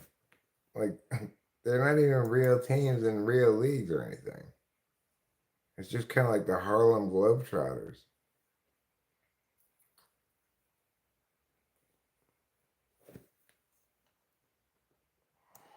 Well, I mean, he's just getting upper and upper, you know, like more and more successful.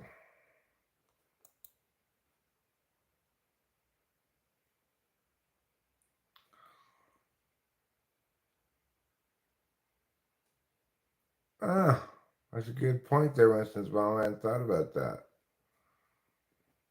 Do the Harlem Globetrotters still exist? I don't know. Probably. Does anybody still go see the Harlem Globetrotters? Maybe like, parents with young kids or something. There's whole swath of things that exist only because parents have kids and they want them to have kid experiences, Otherwise, ice capades would not exist.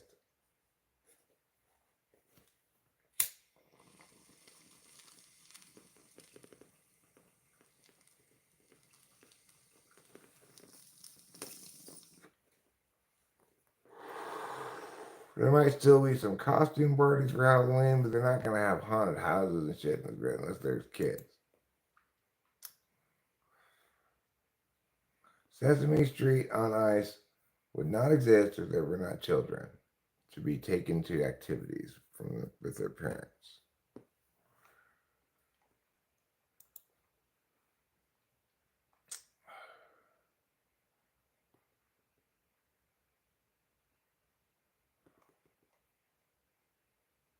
But you would think that a lot of things would go away, such as plays, as more parades are very old fashioned. Parades would go away, and plays, musicals, not that they're all bad or anything, but you think they'd go away because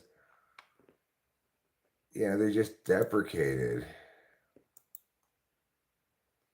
Maybe New Kids on the Block should try NKOTB on ice. I like the idea. I'm all in favor of it.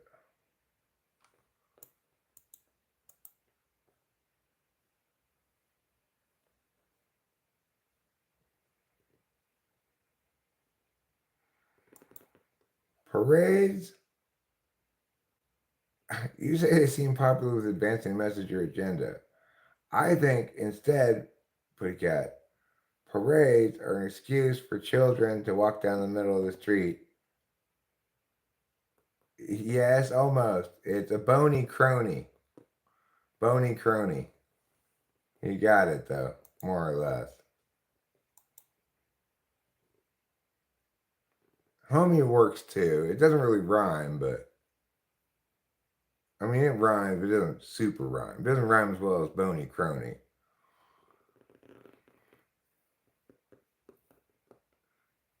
Yeah, crony is a tough one to come up with, as a word. I'm surprised you got bony, because that's not a very good synonym for skinny, but it's the best you could do, really, Awful.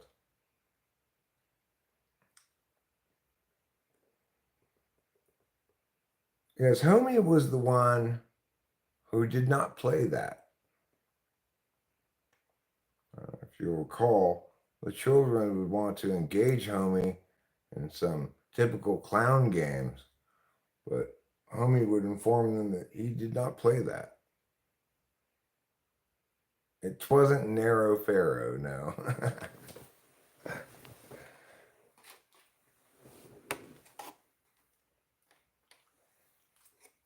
I'm going to leave this fruit out to ripen. It's gotten better the longer it's been out. When I got it, it just wasn't very ripe.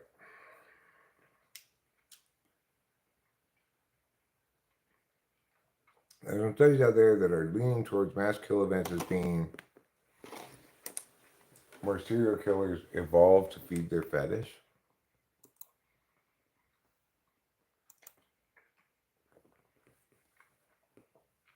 Are we blaming this on evolution?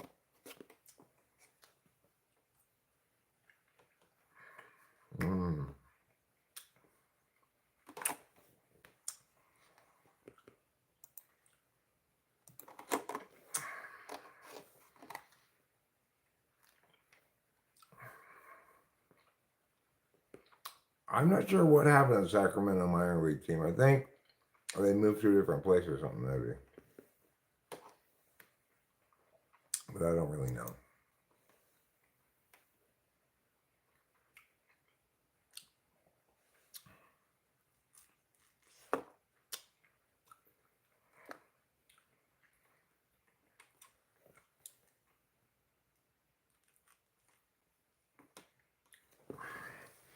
Okay, fruit.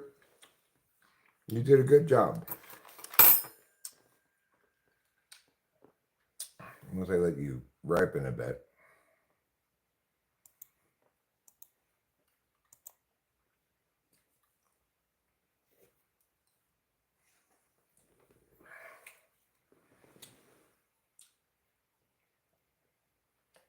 Okay. Get another bowl packed here. We're going to smoke this bowl. And then maybe I will voice a couple more sentences. Oh, the river cats still play there, huh? They must have it just scheduled like opposite homestand, away stand. Road trip, I mean.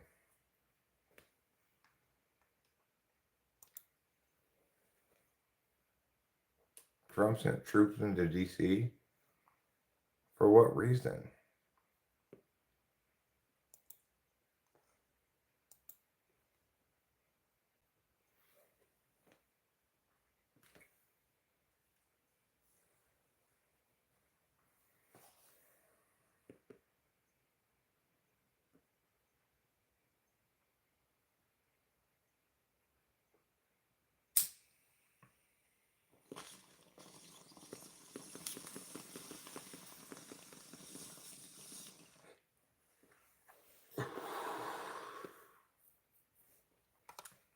Well, it's not a state, it's the District of Columbia. It's entirely under the purview of the federal government, so he's got more legitimacy to do that there than anywhere else.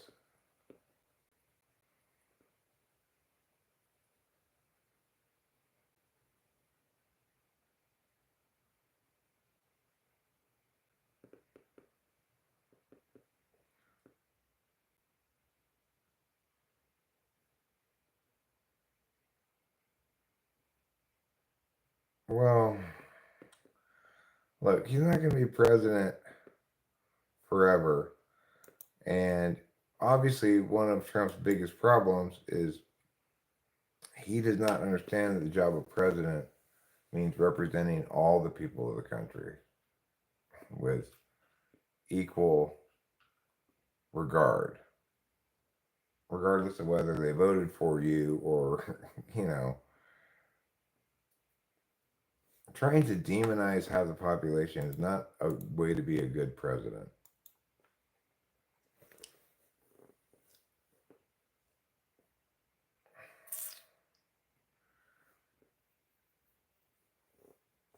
Well, it wouldn't be the first time the president has deployed the National Guard. The question is, what is the National Guard going to do if there's not any actual unrest going on? They're just going to stand around.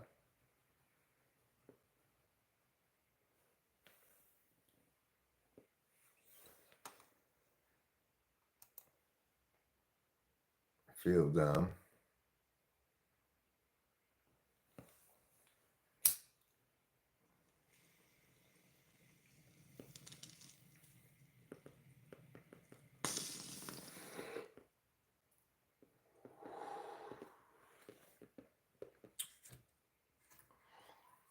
He'll be done being president pretty soon.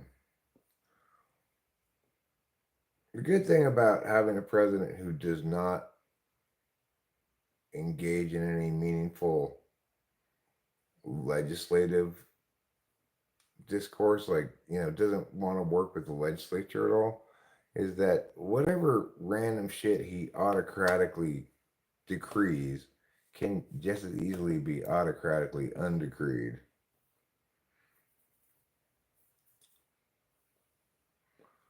Yeah, well, Trump's a mixed bag, right? He's got some policies that are good. He's got some policies that are bad. He's got some things he says are accurate occasionally. Most things he says are not very accurate. If you just look at the outcomes, he's not a terrible president. Tariffs are a bad idea, deportations are a bad idea, but it's not like Obamacare, right? Where you got this massive, insane federal bill that codifies the worst possible approach to healthcare. It's not like that. He's not doing shit like that. So, in that regard, he's doing less damage because the damage that he's doing is more easily reversible.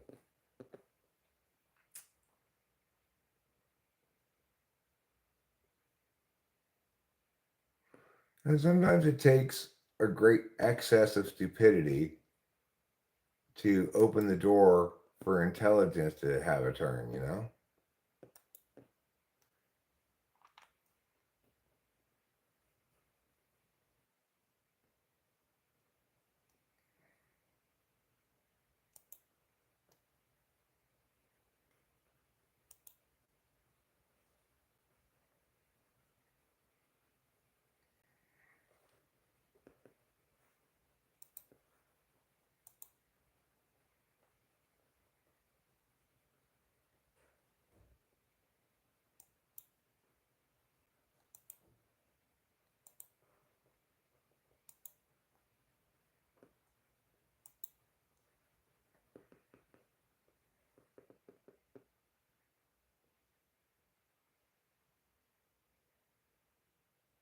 RFK said if another pandemic broke out, he would not support locking down schools or businesses. I agree with him on that. Well, yeah, I would agree with him on that as well. I mean, the idea that what's most horrifying to me about the whole COVID thing is the quantity of people who absolutely refuse to learn the obvious lessons to be taken away from that clusterfuck of a disaster. There are plenty of people who still ardently believe that we were well served to do all that bullshit and that the vaccine saved millions of lives and stuff. There are people who still ardently make those claims. How could you be so committed to wrongness? I do not know.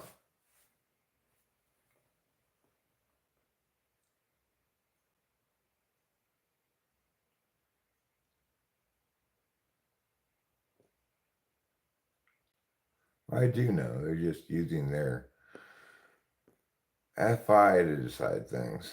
That's why and how.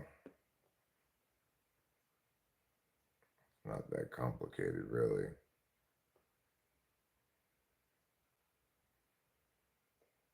People are not good at holding themselves accountable. And the types of people who are, like me, hate themselves. Kind of a horrible reality. People who are most comfortable with themselves and confident in the righteousness of their wrongness are, of course, the wrongest people.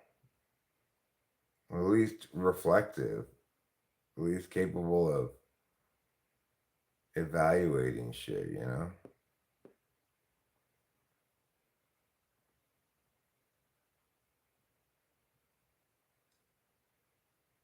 What are you gonna do? Just check. I'll go all in and hopefully you'll fold. The only governor that really did not have extended lockdowns. I mean, it's a mistake to say that lockdowns were the result of governors dictating things. Various cities, counties, municipalities all had different policies, all generated in some extra legal fashion by health board officials who were feeling the power of their oats in this time of global hysteria.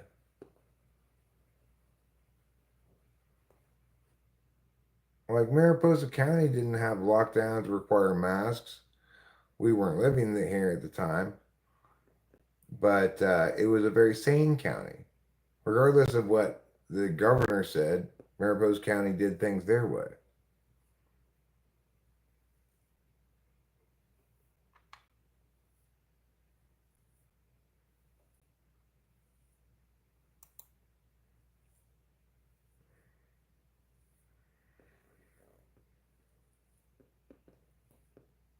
since none of these things were laws that were passed, I mean, why should anybody obey them? They were just dictates from some sort of county health department people who apparently believed it was fine for an emergency, a state of emergency, something new and emerging to last for years, even though obviously that makes no sense.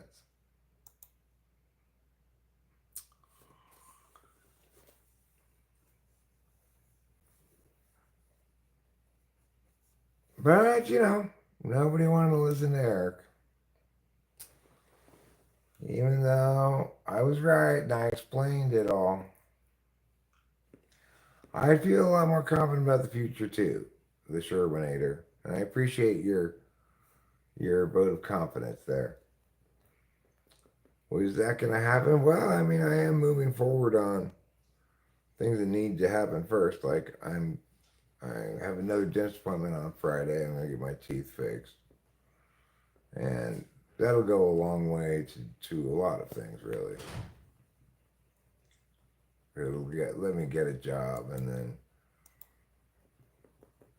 probably help the channel perform better too, just because I won't look so shabby, so shabbily toothless.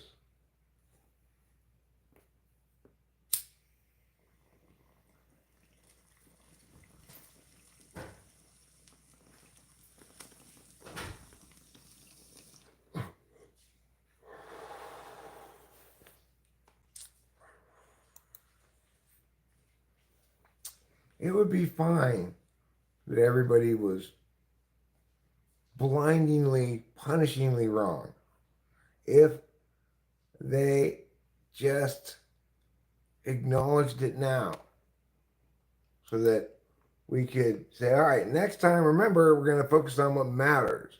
Where does the onus of responsibility lie? What are people's rights? Under what justifications are we rescinding freedom of assembly, for example, and for how long, and what comprises an emergency? All these things are important questions. And answering those questions precedes making good policy.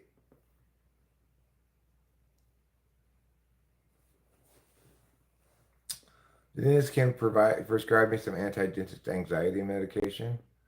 Yeah, maybe.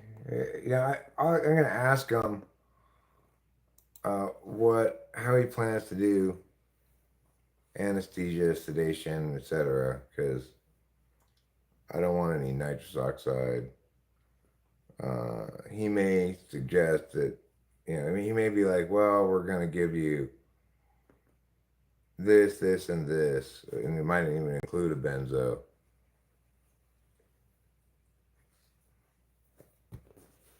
But regardless, I could hit up Rachel for half a Klonopin.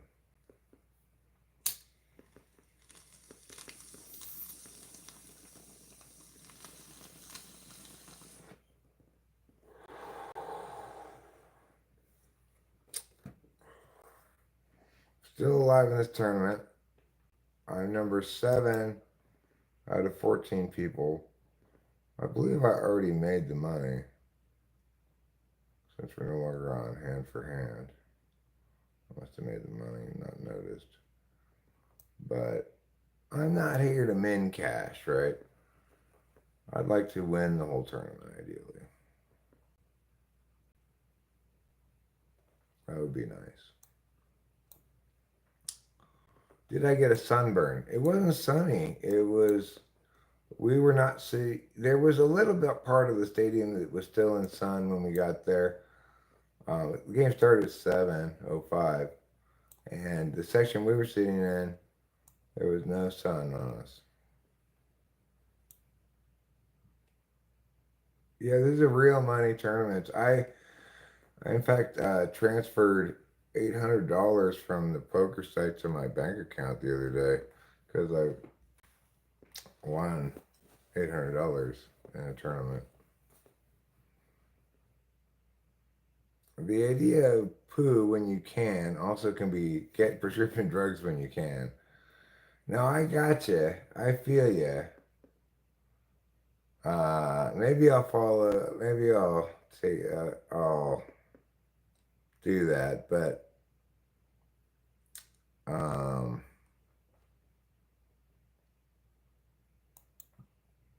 sometimes I worry about like I don't want the pharmacy thinking I'm a big drug addict too much, even though I am. I don't. They don't need to know that.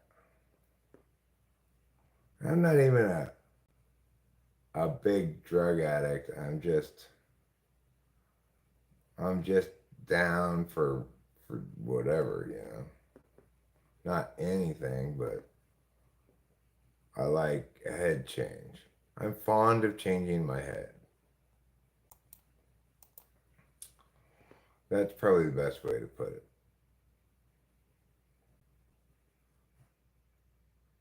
Sometimes I change it with marijuana.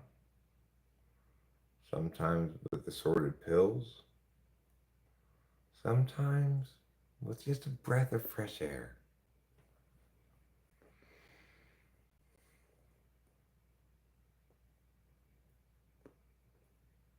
Right, they only prescribe a couple pills. Yeah.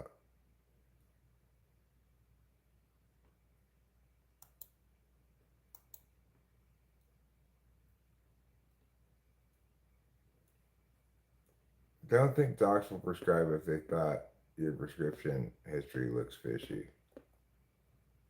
The Tigers' lead is shrunk to 6 games. Oh no!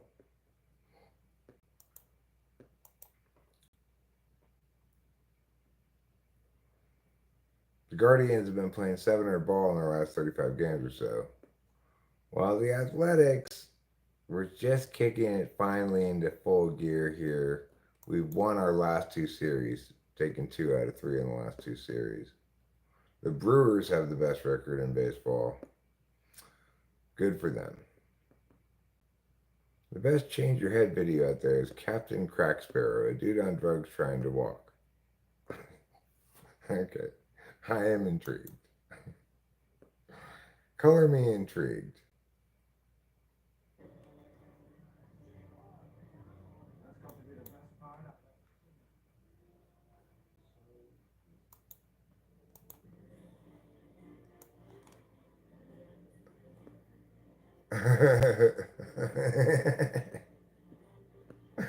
Yeah, he's on drugs for sure. Who knows what drugs, even. But I appreciate his drugged outedness. It's quite clear that guy is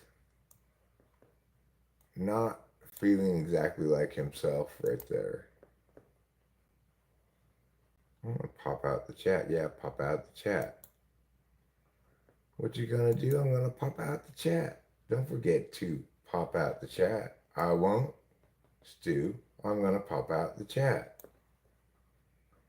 I kind of get that butt. You kind of get that butt? Well, good for you. You're getting that butt and you're butting that get. I'm getting head butted by billy goats. Aw, yeah. Ain't nothing like getting head butted by billy goats. Poke pop out the chat. That's a good song idea right there, Keisha. Rendered by famous rapper Parappa the Rappa.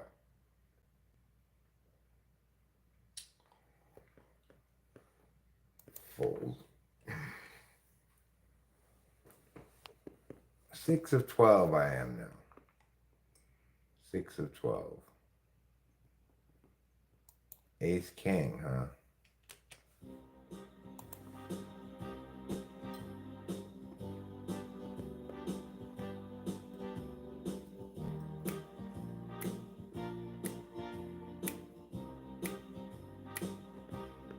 I'm Parappa, the rapper. You may recall from back in 1984. I was rapping that about how to drive your car. You make a left over there and you go right by far. And then when you're done, you turn around. You make a U-turn. You go to town and then return. And what do you stern? You stern about everything because you're a mean guy. Parappa, the rapper, tell me why.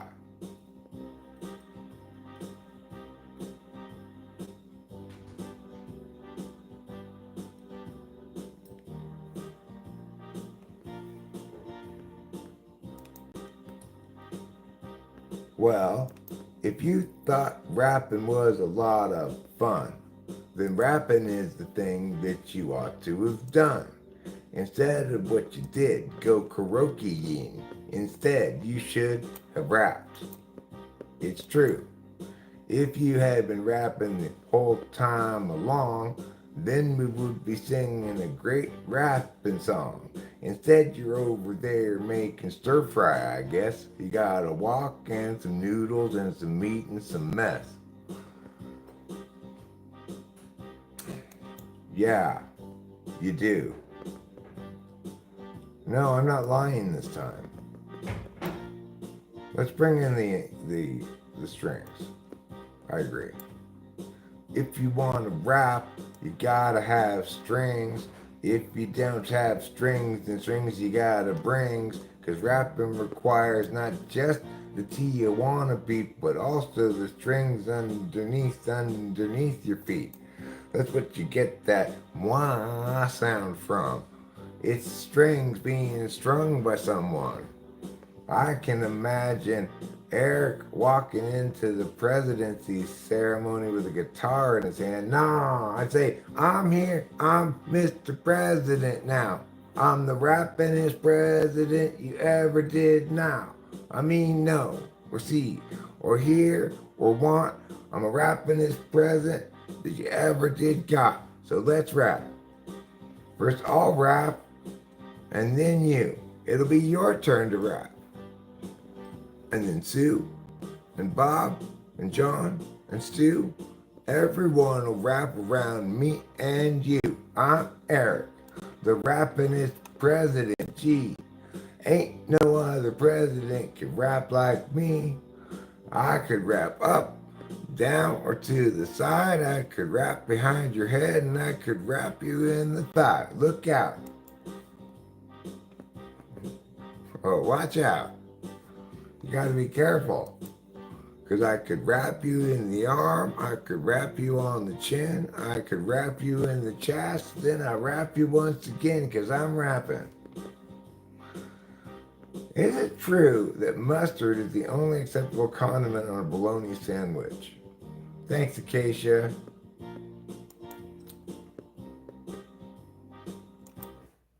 Now it's time for a cigarette.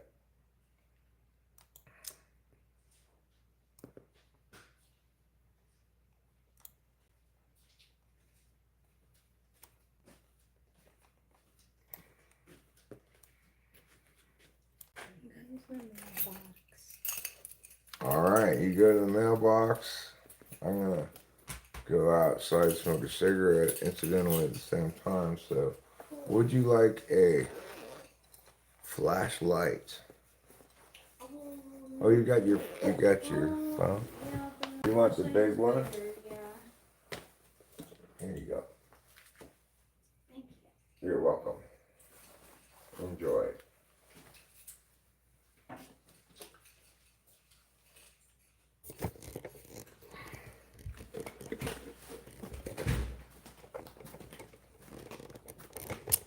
I'm pretty sure mustard is the only thing you can put on a bologna sandwich.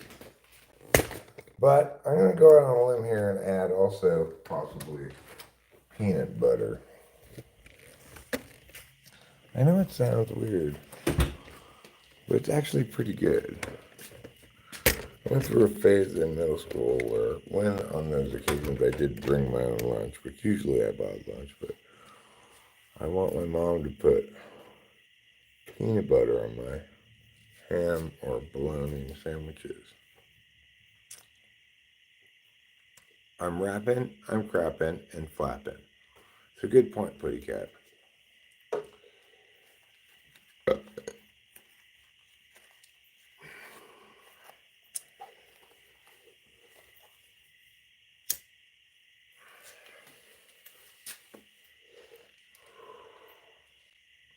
You really have no idea how rapping works?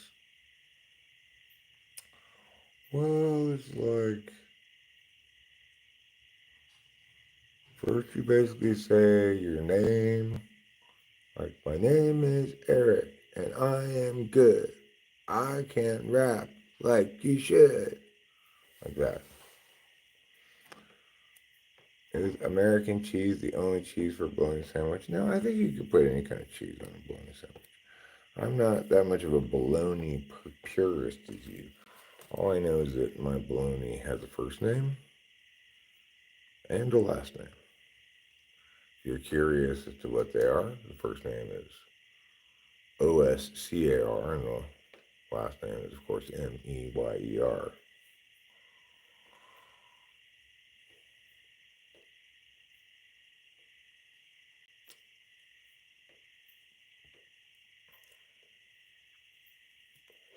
How to rap. You just gotta practice a lot. You gotta put on a beat and just rap over it. And be like, I'm going to let myself fail at this while I practice. Baloney crony. That's a good one. You could repurpose the crony into like a fake insider, or what's another synonym for crony?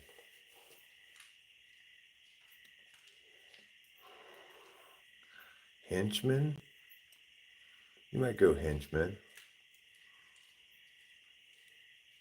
Did the deli I worked at have bologna? I don't remember anybody ever. I don't think they had. They might have had it in the meat counter, but I don't think they had. Like nobody ever ordered a bologna sandwich that I could remember. You know, it was an Italian deli. I guess that bologna's Italian, but they had things like prosciutto and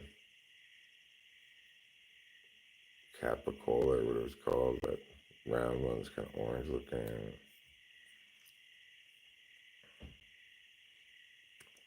I also had like corned beef, roast beef. I don't remember. If they had bologna, nobody ever ordered bologna sandwiches. They didn't have bologna sandwiches on them, but they may have had bologna itself.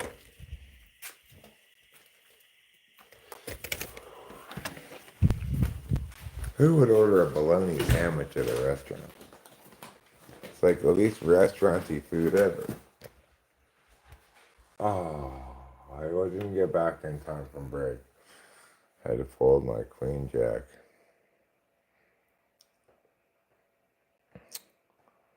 You just gotta do it by yourself, alone first, where you can feel comfortable making mistakes and get yourself to feel comfortable making mistakes around yourself, even, and having things be terrible.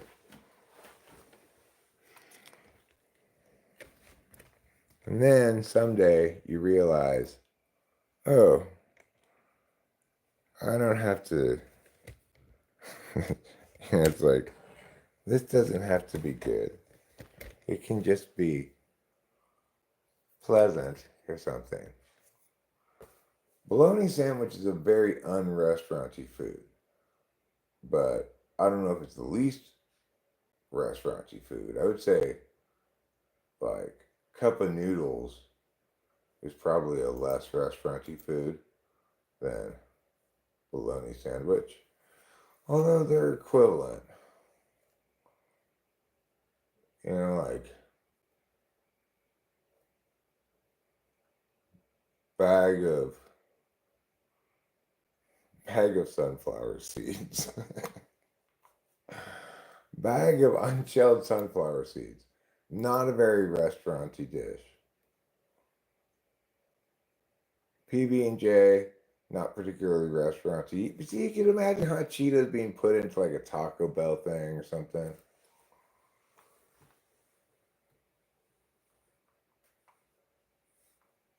All right, but that much.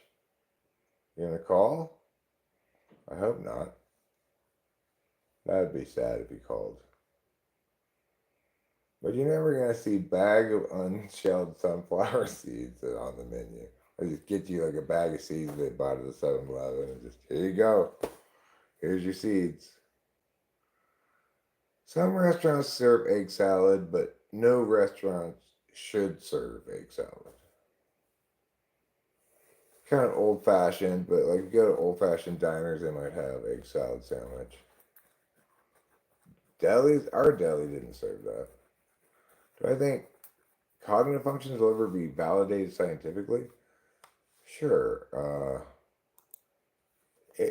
It's important to know what we mean when we say validated scientifically. So I have plenty of data that validates a couple of key claims about cognitive functions. But remember that the real question is, will cognitive functions ever be scientifically invalidated? Because unlike other kinds of psychology stuff, cognitive functions makes real claims and predictions, right? Because this is exclusive of this, we should never see Mia and Mia in the same person, right? So we have adequate proof to say this prediction has been met, right? But you can't prove something by having your prediction come true. That's just consistent with it being valid. And all your validation metrics for something like that are going to be just consistent with it being valid rather than definitive, decisive on the matter. However, you could falsify it decisively with by finding example of somebody who tests for both TI polar and NE polar. Well, it is hard to measure them because they're not traits that people have. Instead, it's ways of paying attention, and those habitual ways of paying attention play out as capacities to pay attention when tested right. And that's the thing that I brought to the table, the cognitive functions that didn't really seem to exist before I did it, which is finding actual ungameable skills tests that definitively can eliminate certain possible types, and you can rely on that, you know. Dario Nardi is attempting something with brain scans, but the problem is he doesn't know what type of people is he's doing brain scans on, because he's not typed them correctly in the first place. He probably doesn't even have an accurate understanding of like what comprises extroverted intuition, right? So he might say, "Oh, this example of SI is extroverted intuition, and look, there's where it is on the brain scan." And so it would be better if somebody who had some rigor were to do the thing he's attempting to do, but that person would have to reach out to me to type the people in advance to make sure they're typed correctly, and I'd be able to tell them which ones are uncertain and which ones are certain, you know. But that's never gonna happen with Dario Nardi. He's an ENFP. He doesn't know what the fuck he's doing.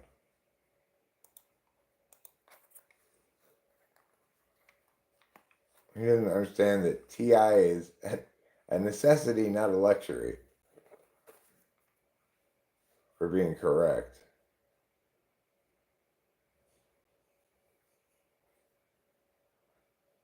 It's also fluency as well as attention. Well, it's fluency in a way of paying attention. So, like, you could say, it would be a weird use of the term maybe, but you could say, I'm very fluent in the way of paying attention called extroverted intuition. What it really means is it's my natural way of being is to extrovertedly intuit. And that's how I naturally pay attention as a way of being. And introvertedly thinking is how I naturally pay attention as a way of doing, accomplishing things in the world or what have you. INFPs are not necessarily bad at logic because it's eighth slot. That's it doesn't necessarily test bad.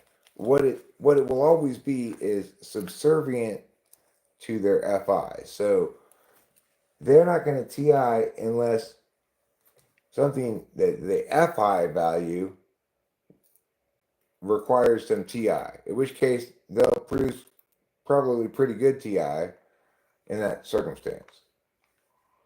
INFPs generally test quite well on TI, better than, say, 8 slot SI tests for SI. Are bologna sandwiches? Yeah, INFPs are very good at the logic problems, the kind of questions I ask, the verbal reasoning stuff. They can be quite good at that, and they can be also quite competitive about it. I found this to be true with my friend Liz, for sure, that it was important to her that she got them right because it was like a game, kind of, right? I think INFPs don't value TI when it's something real life. Well, is it simple logic? I mean, the thing is, for some people, it's very simple, and for other people, it's extremely difficult. If I ask if some frogs jump and all things that jump enjoy the Olympics, is it necessarily the case that some frogs enjoy the Olympics? Some people will immediately know the answer because they've got that degree of proficiency in TI, and some people they'll have to think about it a while, and some people they'll just be like, can you repeat that? They'll really struggle with it a lot.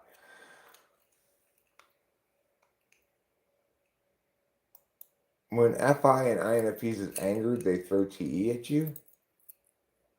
Do they? I mean, I think they're most likely to use extroverted intuition, which is their tool function, to do most anything unless that fails, right? They're not going to have a different approach for different emotions.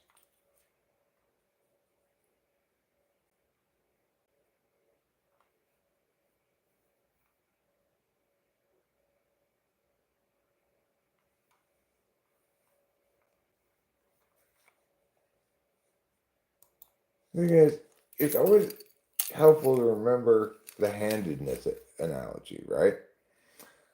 I am going to be reflexively using my right hand all the time. It is the case that if my right hand doesn't work, let's say it's hurt or it's in a cast or something, and it causes pain to use the right hand or whatever else, then I can use my left hand and will use my left hand. So it's the case that if for an INFP, FI and NE are failing to do the job, well, they'll go to SI and eventually TE to try to come up with some solution. I mean, it's not the case that we all go to the fourth slot under stress. It is the case that people attend at a greater amount after they've experienced trauma to their fourth slot function because they're inherently, without even thinking about it, they know their fourth slot function is underrepresented. And so accordingly, since they've been traumatized, they think they must have fallen short in that area and try to make up for it too late after the cows left the barn. Well, it's a scorecard function, Coneman, which is to say people feel either good about themselves or bad about themselves based on whether they are successful or unsuccessful in instances of that function. This is very different than an actual insecure function, which is the eighth slot function. That's insecure because you feel as though you have it done in just the right amount, but it's not enough to be like celebrated by anybody, and you feel genuinely insecure about it. So somebody with 8th slot SE is gonna be push shy, you know. They're gonna be a little bit skittish about physicalities, sexualities, and stuff.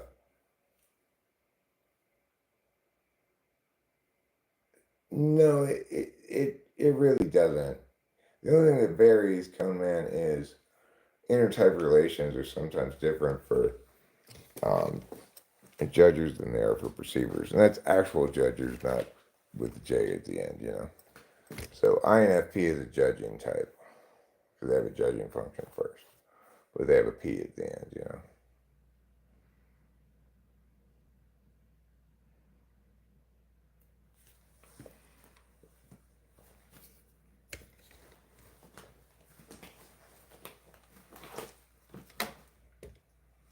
So the reason it doesn't vary, of course, is because you got to think of 1-4 as a teeter-totter, right? When people talk about trying to improve a cognitive function, for example, they don't get that it's a teeter-totter. If you want either of them to be up and purportedly maximally effective, the other one has to be down.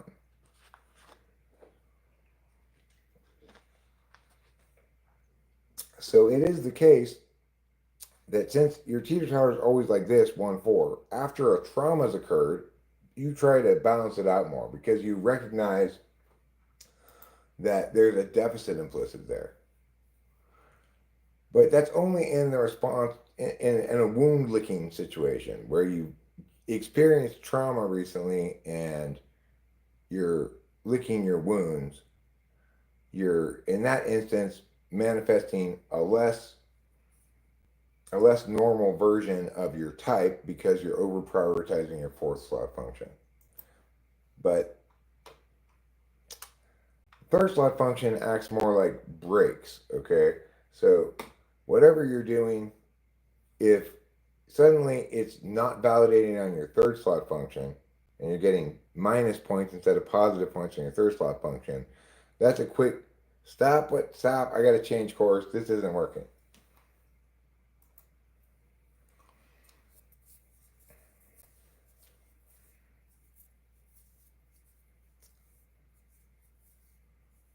What do you think of the theory that flips all they face as functions? I don't know what that means.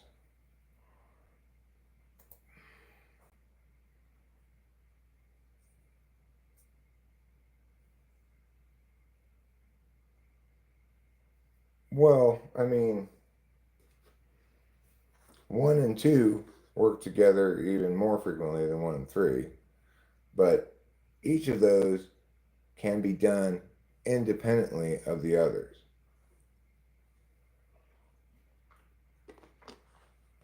I can extrovertedly intuit without any TI or FE by just going, Cardinal for time, yeah, I'm just making babbling noises, right?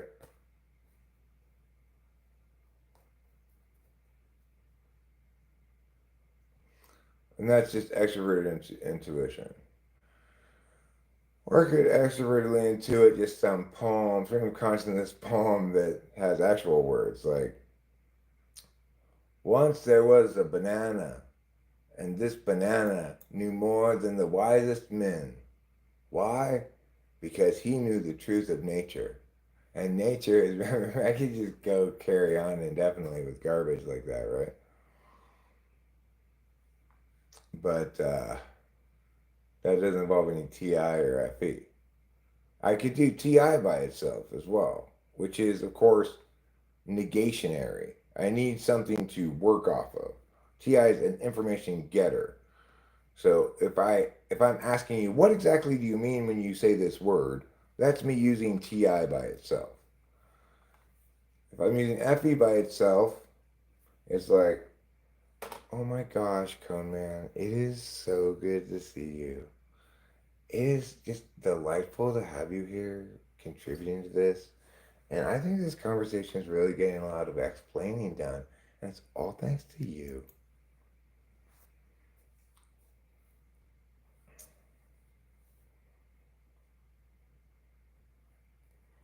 See?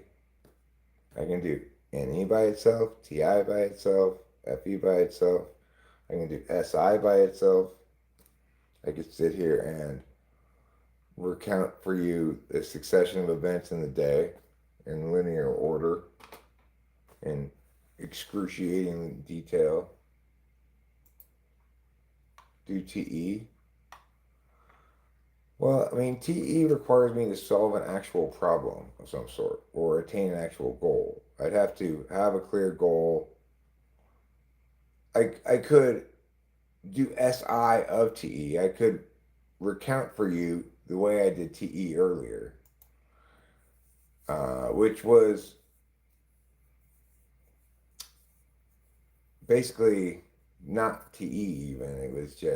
It's more of an SE approach. Like I do it wrong, try something to try to fix what was wrong with it.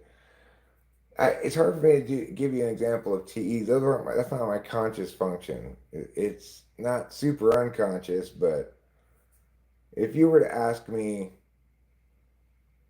like, hey, Eric, how do you fix a broken heating element in your dryer? I might say, and this would not, then again, would not be TE because it's not me figuring it out. TE is you figuring it out. I had TE today when I tried to get the StubHub tickets onto my phone and it didn't let me do it with my account because I had originally purchased them logged in as guest. So I had to use a special guest code. And I had to figure that out by just reading the emails more carefully and stuff. Okay? It's not goal seeking, it's goal achieving. It's plans to achieve goals. And it does solutions, right? Solves problems, figures out how to solve this problem.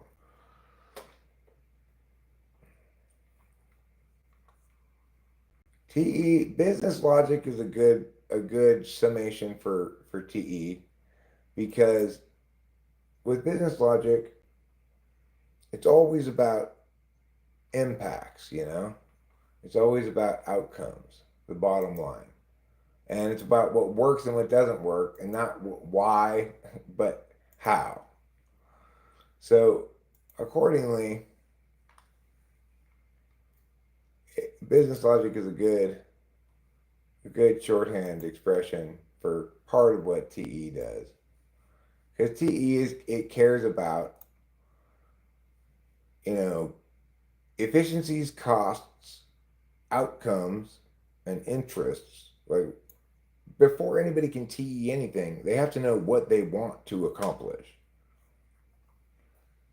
You have to know you want to fix the dryer before you can figure out how to do it. Otherwise, you might be like taking it apart and thinking, am I breaking the dryer? Am I fixing it? I don't know. That doesn't make any sense, right? So you have to know what you want, be it a solution or a goal, FI, before you can do any TE. And the thing to note about that, of course, is this is why FI and TE are on the same axis unavoidably. The more clearly you know what you want, the less clearly you know, the less good you are at figuring out how to accomplish it. Because your attention is on your FI, what's precious to you, harm prevention, stuff like that. And accordingly, those hours in the day are not attending to extroverted thinking. So extroverted thinking in fourth slot can be plenty effective for most kinds of simple problems, but it's not going to be something that the FI Dom really wants to be responsible for. They'd be perfectly happy articulating exactly what it is they want and having somebody who's got better TE articulating in the most efficient way to get that.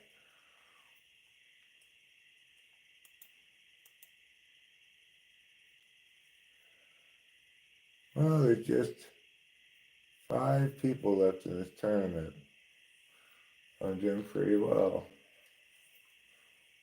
We'll see how much money I get out of it, though.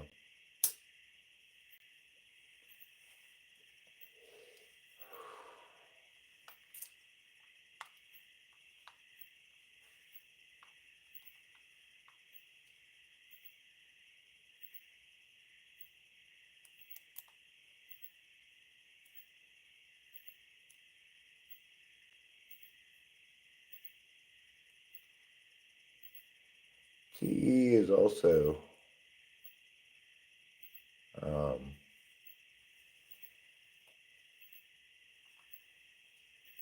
explaining how to do something to somebody else. So, that's where the break this thing into 5 steps comes from. People have good TE understand which things are necessary to include and which things are not. So, let's say a task is how to make coffee. Somebody with weaker TE is going to might say something like, well, first you lift the lid up, and then you get the water holder, and you fill that full of water, and you go back and you pour the water in the container. Or someone with better TE would say, fill the water thing, put a coffee filter in, put in a scoop of coffee, stick the carafe part in the bottom, close the lid, and push go. That's a leaner kind of TE. I don't know if it's ideal, but it's an example of a better form versus a worse form. Or just basically a more robust, deft, whatever you want to call it, way of paying attention with TE.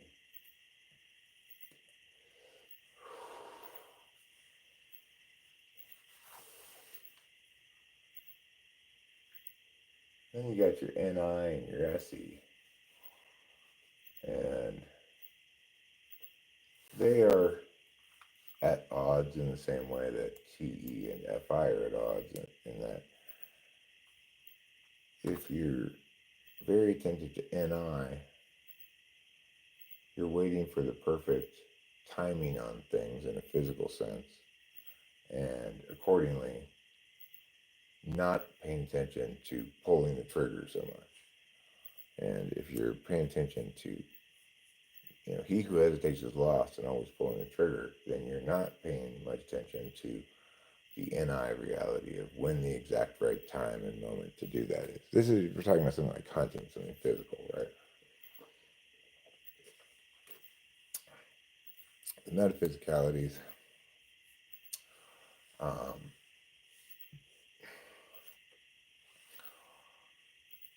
well, NI and NE are an interesting pair because it's like, if you talk about NE and SI, as we have been talking about the other poles, you'll find that actually SI will make something entirely particularist. That's how you make something that's totally original, is you add a bunch of random little details from your own life that are particular to you, something you like. Somebody wants me to write about a pencil or something, and I remember back in childhood having one of those big fat pencils where the eraser never erased anything because it was all terrible. And so I started telling it about one of those kind of pencils without referencing myself at all, as a way to add some difference to the story, right? Novelty to it. The reason SI and NE are in conflict with each other is that if somebody's really heavily SI, they're mostly paying attention to what they've heard before, what's already happened before. They're going to repeat themselves plenty of times because they're referencing their repertoire of things that they already know. Whereas I'm using SI to keep track of things I've already said, words I'm using too frequently, or things like that. Things other people said so I can argue with them. I'm keeping track of that stuff, not so I can repeat the same joke from a movie again, for example.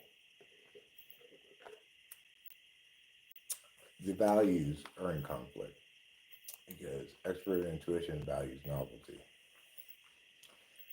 Introverted sensing values familiarity.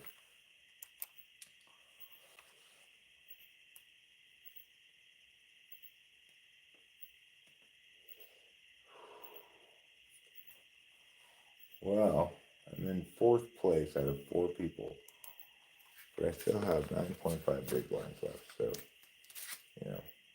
I could do better than fourth place.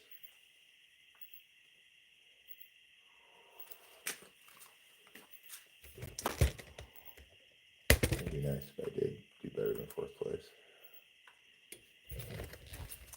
Third place would be better. Second place, that'd be nice. Heck, while we're dreaming, how about first place? It's hard to win a tournament. I'm not very good at heads-up poker. And when you're short stacked at a table of 4, it gets tricky. Alright, well, I'll go all in with this Jack 10 of clubs, 4-handed. Probably fold to me. No, Kitty, I'm not watching you eat right now. I'm playing this poker game. Yeah, they all folded to me. That's fine.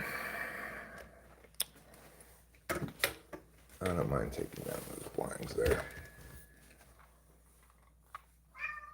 Okay, Kitty, you're just going to have to chill the fudge out because I am playing a game of poker right now.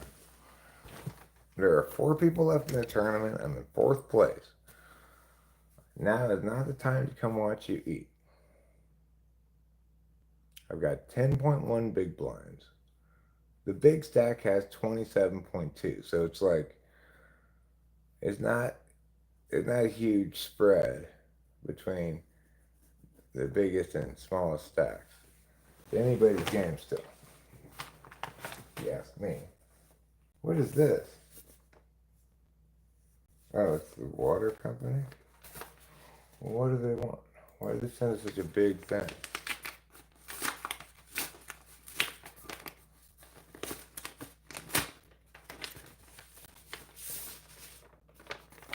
Membership certificate.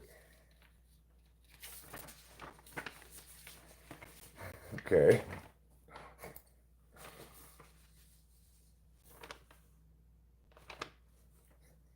Dear Mutual Water Company owners, in this enclosure you'll find a stock certificate issued to you as owners of the Mariposa Pines Mutual Water Company. Each property is entitled to 1 share.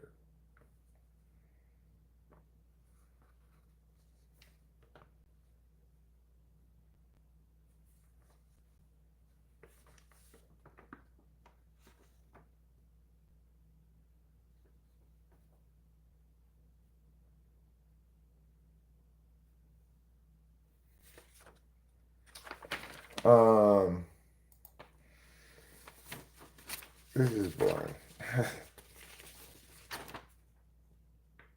Here are things you can do to keep costs down.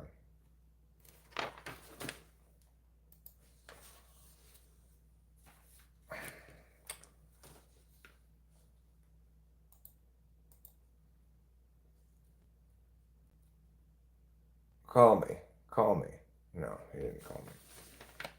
How does this keep water company costs down? Listen to this. Here are the things you can do to keep costs down. General cleanup around wells and tanks. Well, we don't have any wells and tanks. Minor repair and construction around well houses and tanks. Help with minor repairs of the water system as needed. Help with coordination and management of contractors as needed. Help with mailings as needed. Help with coordination of grant discoveries and applications. Urgent need. Investigation of leaks in the system as needed. Help with coordination of grant discoveries and applications?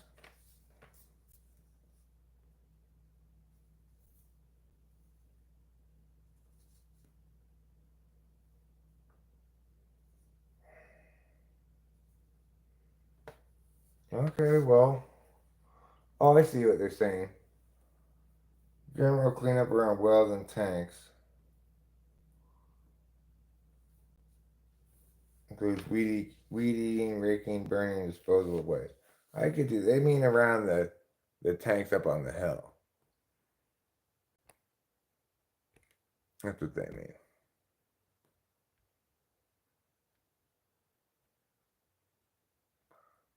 Well, it says. It seems like they sent this out to all the owners. It says, "We apologize for how long it has taken us to get to you. Issued to you. Enclosed, you'll find a stock certificate issued to you as owners." It seems like they just mailed these out to everybody.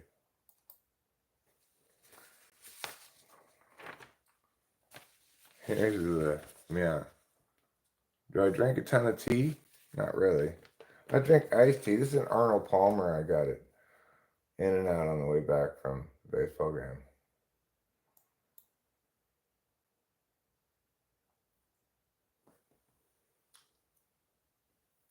See how my Jack 9 does. Not well. I don't like that board at all. Take it down. Take it down with any bet. Go ahead.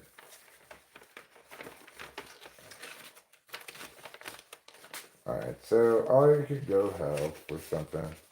I got time on my hands, yeah.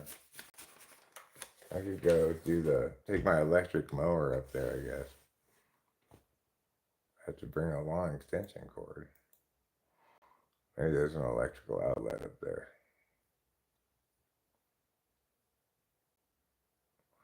Okay, well, I've got 11 big blinds. Big stack has 27. Next, 21. Next, 13. So I'm in last place, but I'm doing fine. I got ace 5. I'll go all in if I need to, yeah. Alright, well, this might be where I bust out. He's got jacks. I got ace 5. We need a 2 or an ace. Now, a 2 and ace or a 7. Ace. There we go. There we go. And now I got 22.7 big blinds. And he's only got 11.3 big blinds. So now I'm in second place. Doing pretty well. I will fold. What's the NI question you've asked about an unfamiliar ancient looking deck of cards? I don't know what you're talking about. There's an unfamiliar ancient deck of cards. What is it? That one? You feel crap? I'm sorry, Cone Man. Did you follow my shower advice? You could also consider taking some Tylenol, some Advil, or some aspirins, possibly even a Aleve. Maybe you're coming down with a cold.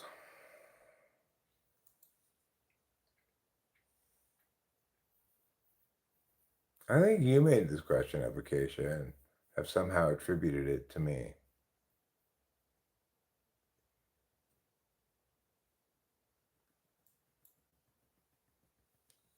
Depression's a real thing. It's no joke, you know. It makes a lot of things in life difficult.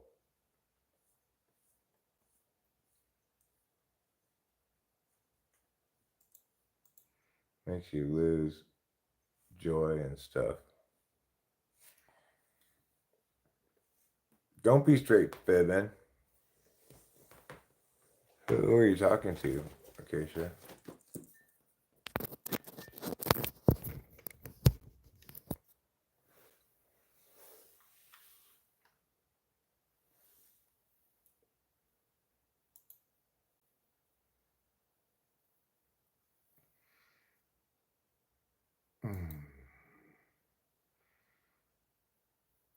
I will fold. I've got 16 big blinds. I'm in second place still. This is a tough fought battle.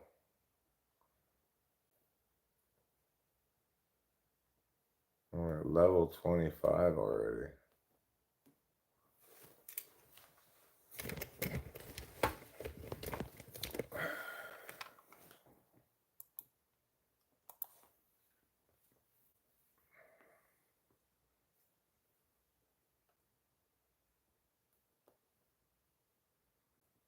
Ah,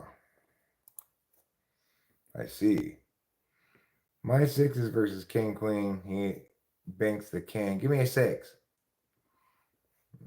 I lose. I'm out in 4th place. Let's see how much I won. $64. That's not bad.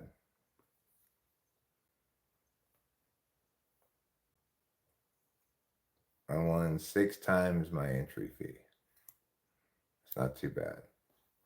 Feel pretty good about that. You think you offended Capillo? She is very easily offended.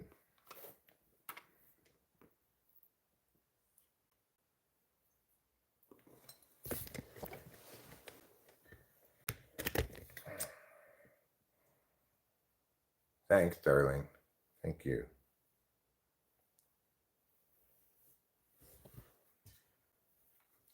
I tell you, I'm getting better at these things. I definitely am getting better at poker.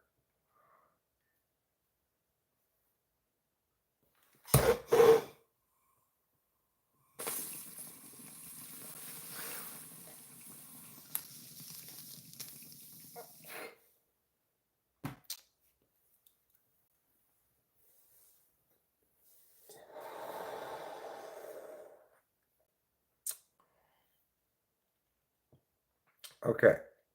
You guys keep an eye on Capillo while I go to the bathroom. Make sure she doesn't get into any trouble.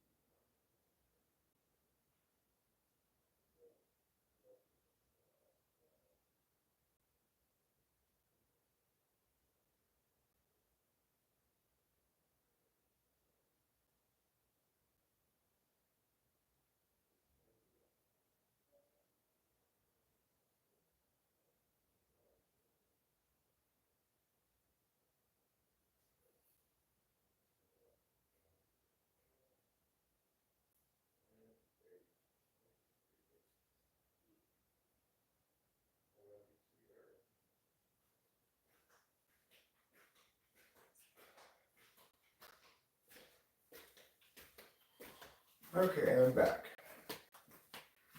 Did computer get into any trouble while I was gone? We're gonna watch the other cat right now.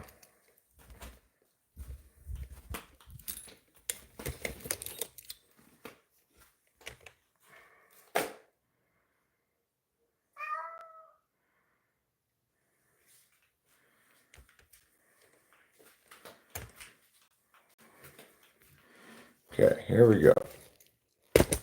You need more food. I understand that. I respect that.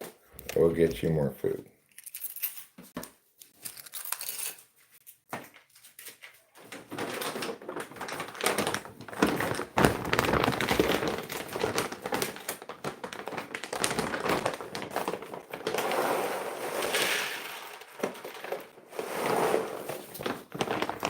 I forgot to get my socks. I meant to get socks when I went in there, but I forgot to get them. You watch the cat, I'll be right back.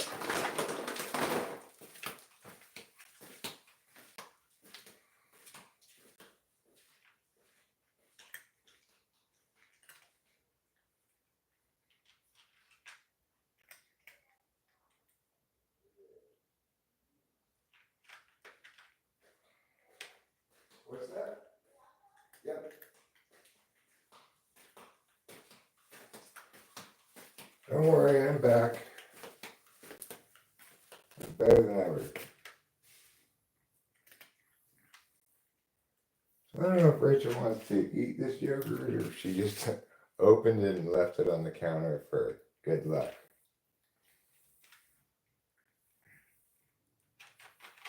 I will try taking it into her in a second. First, let me finish combing the cat.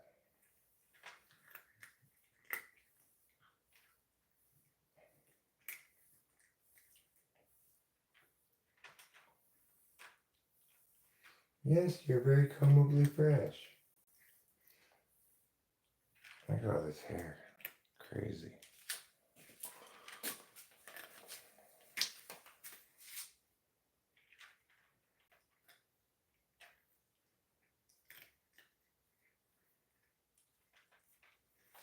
This cat sheds more than a building that holds tools.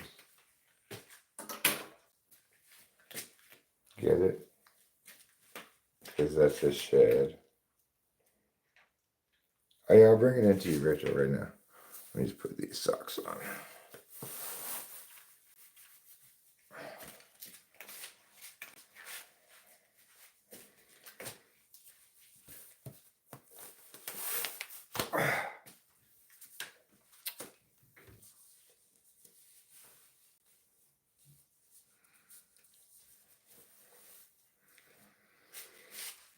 Well, trouble's done eating. Now he's going to want new water. So let me get him some new water. He doesn't like old water.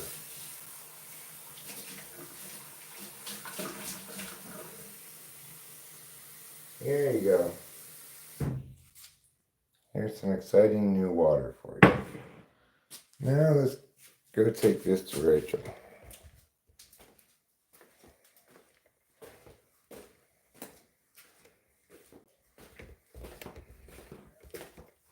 Somewhere in this pitch dark room, there lives a lady. Thank you.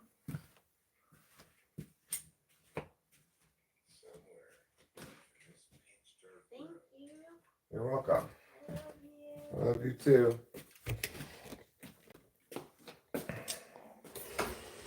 Okay. Now, I think I'm going to do a little bit of cleanup.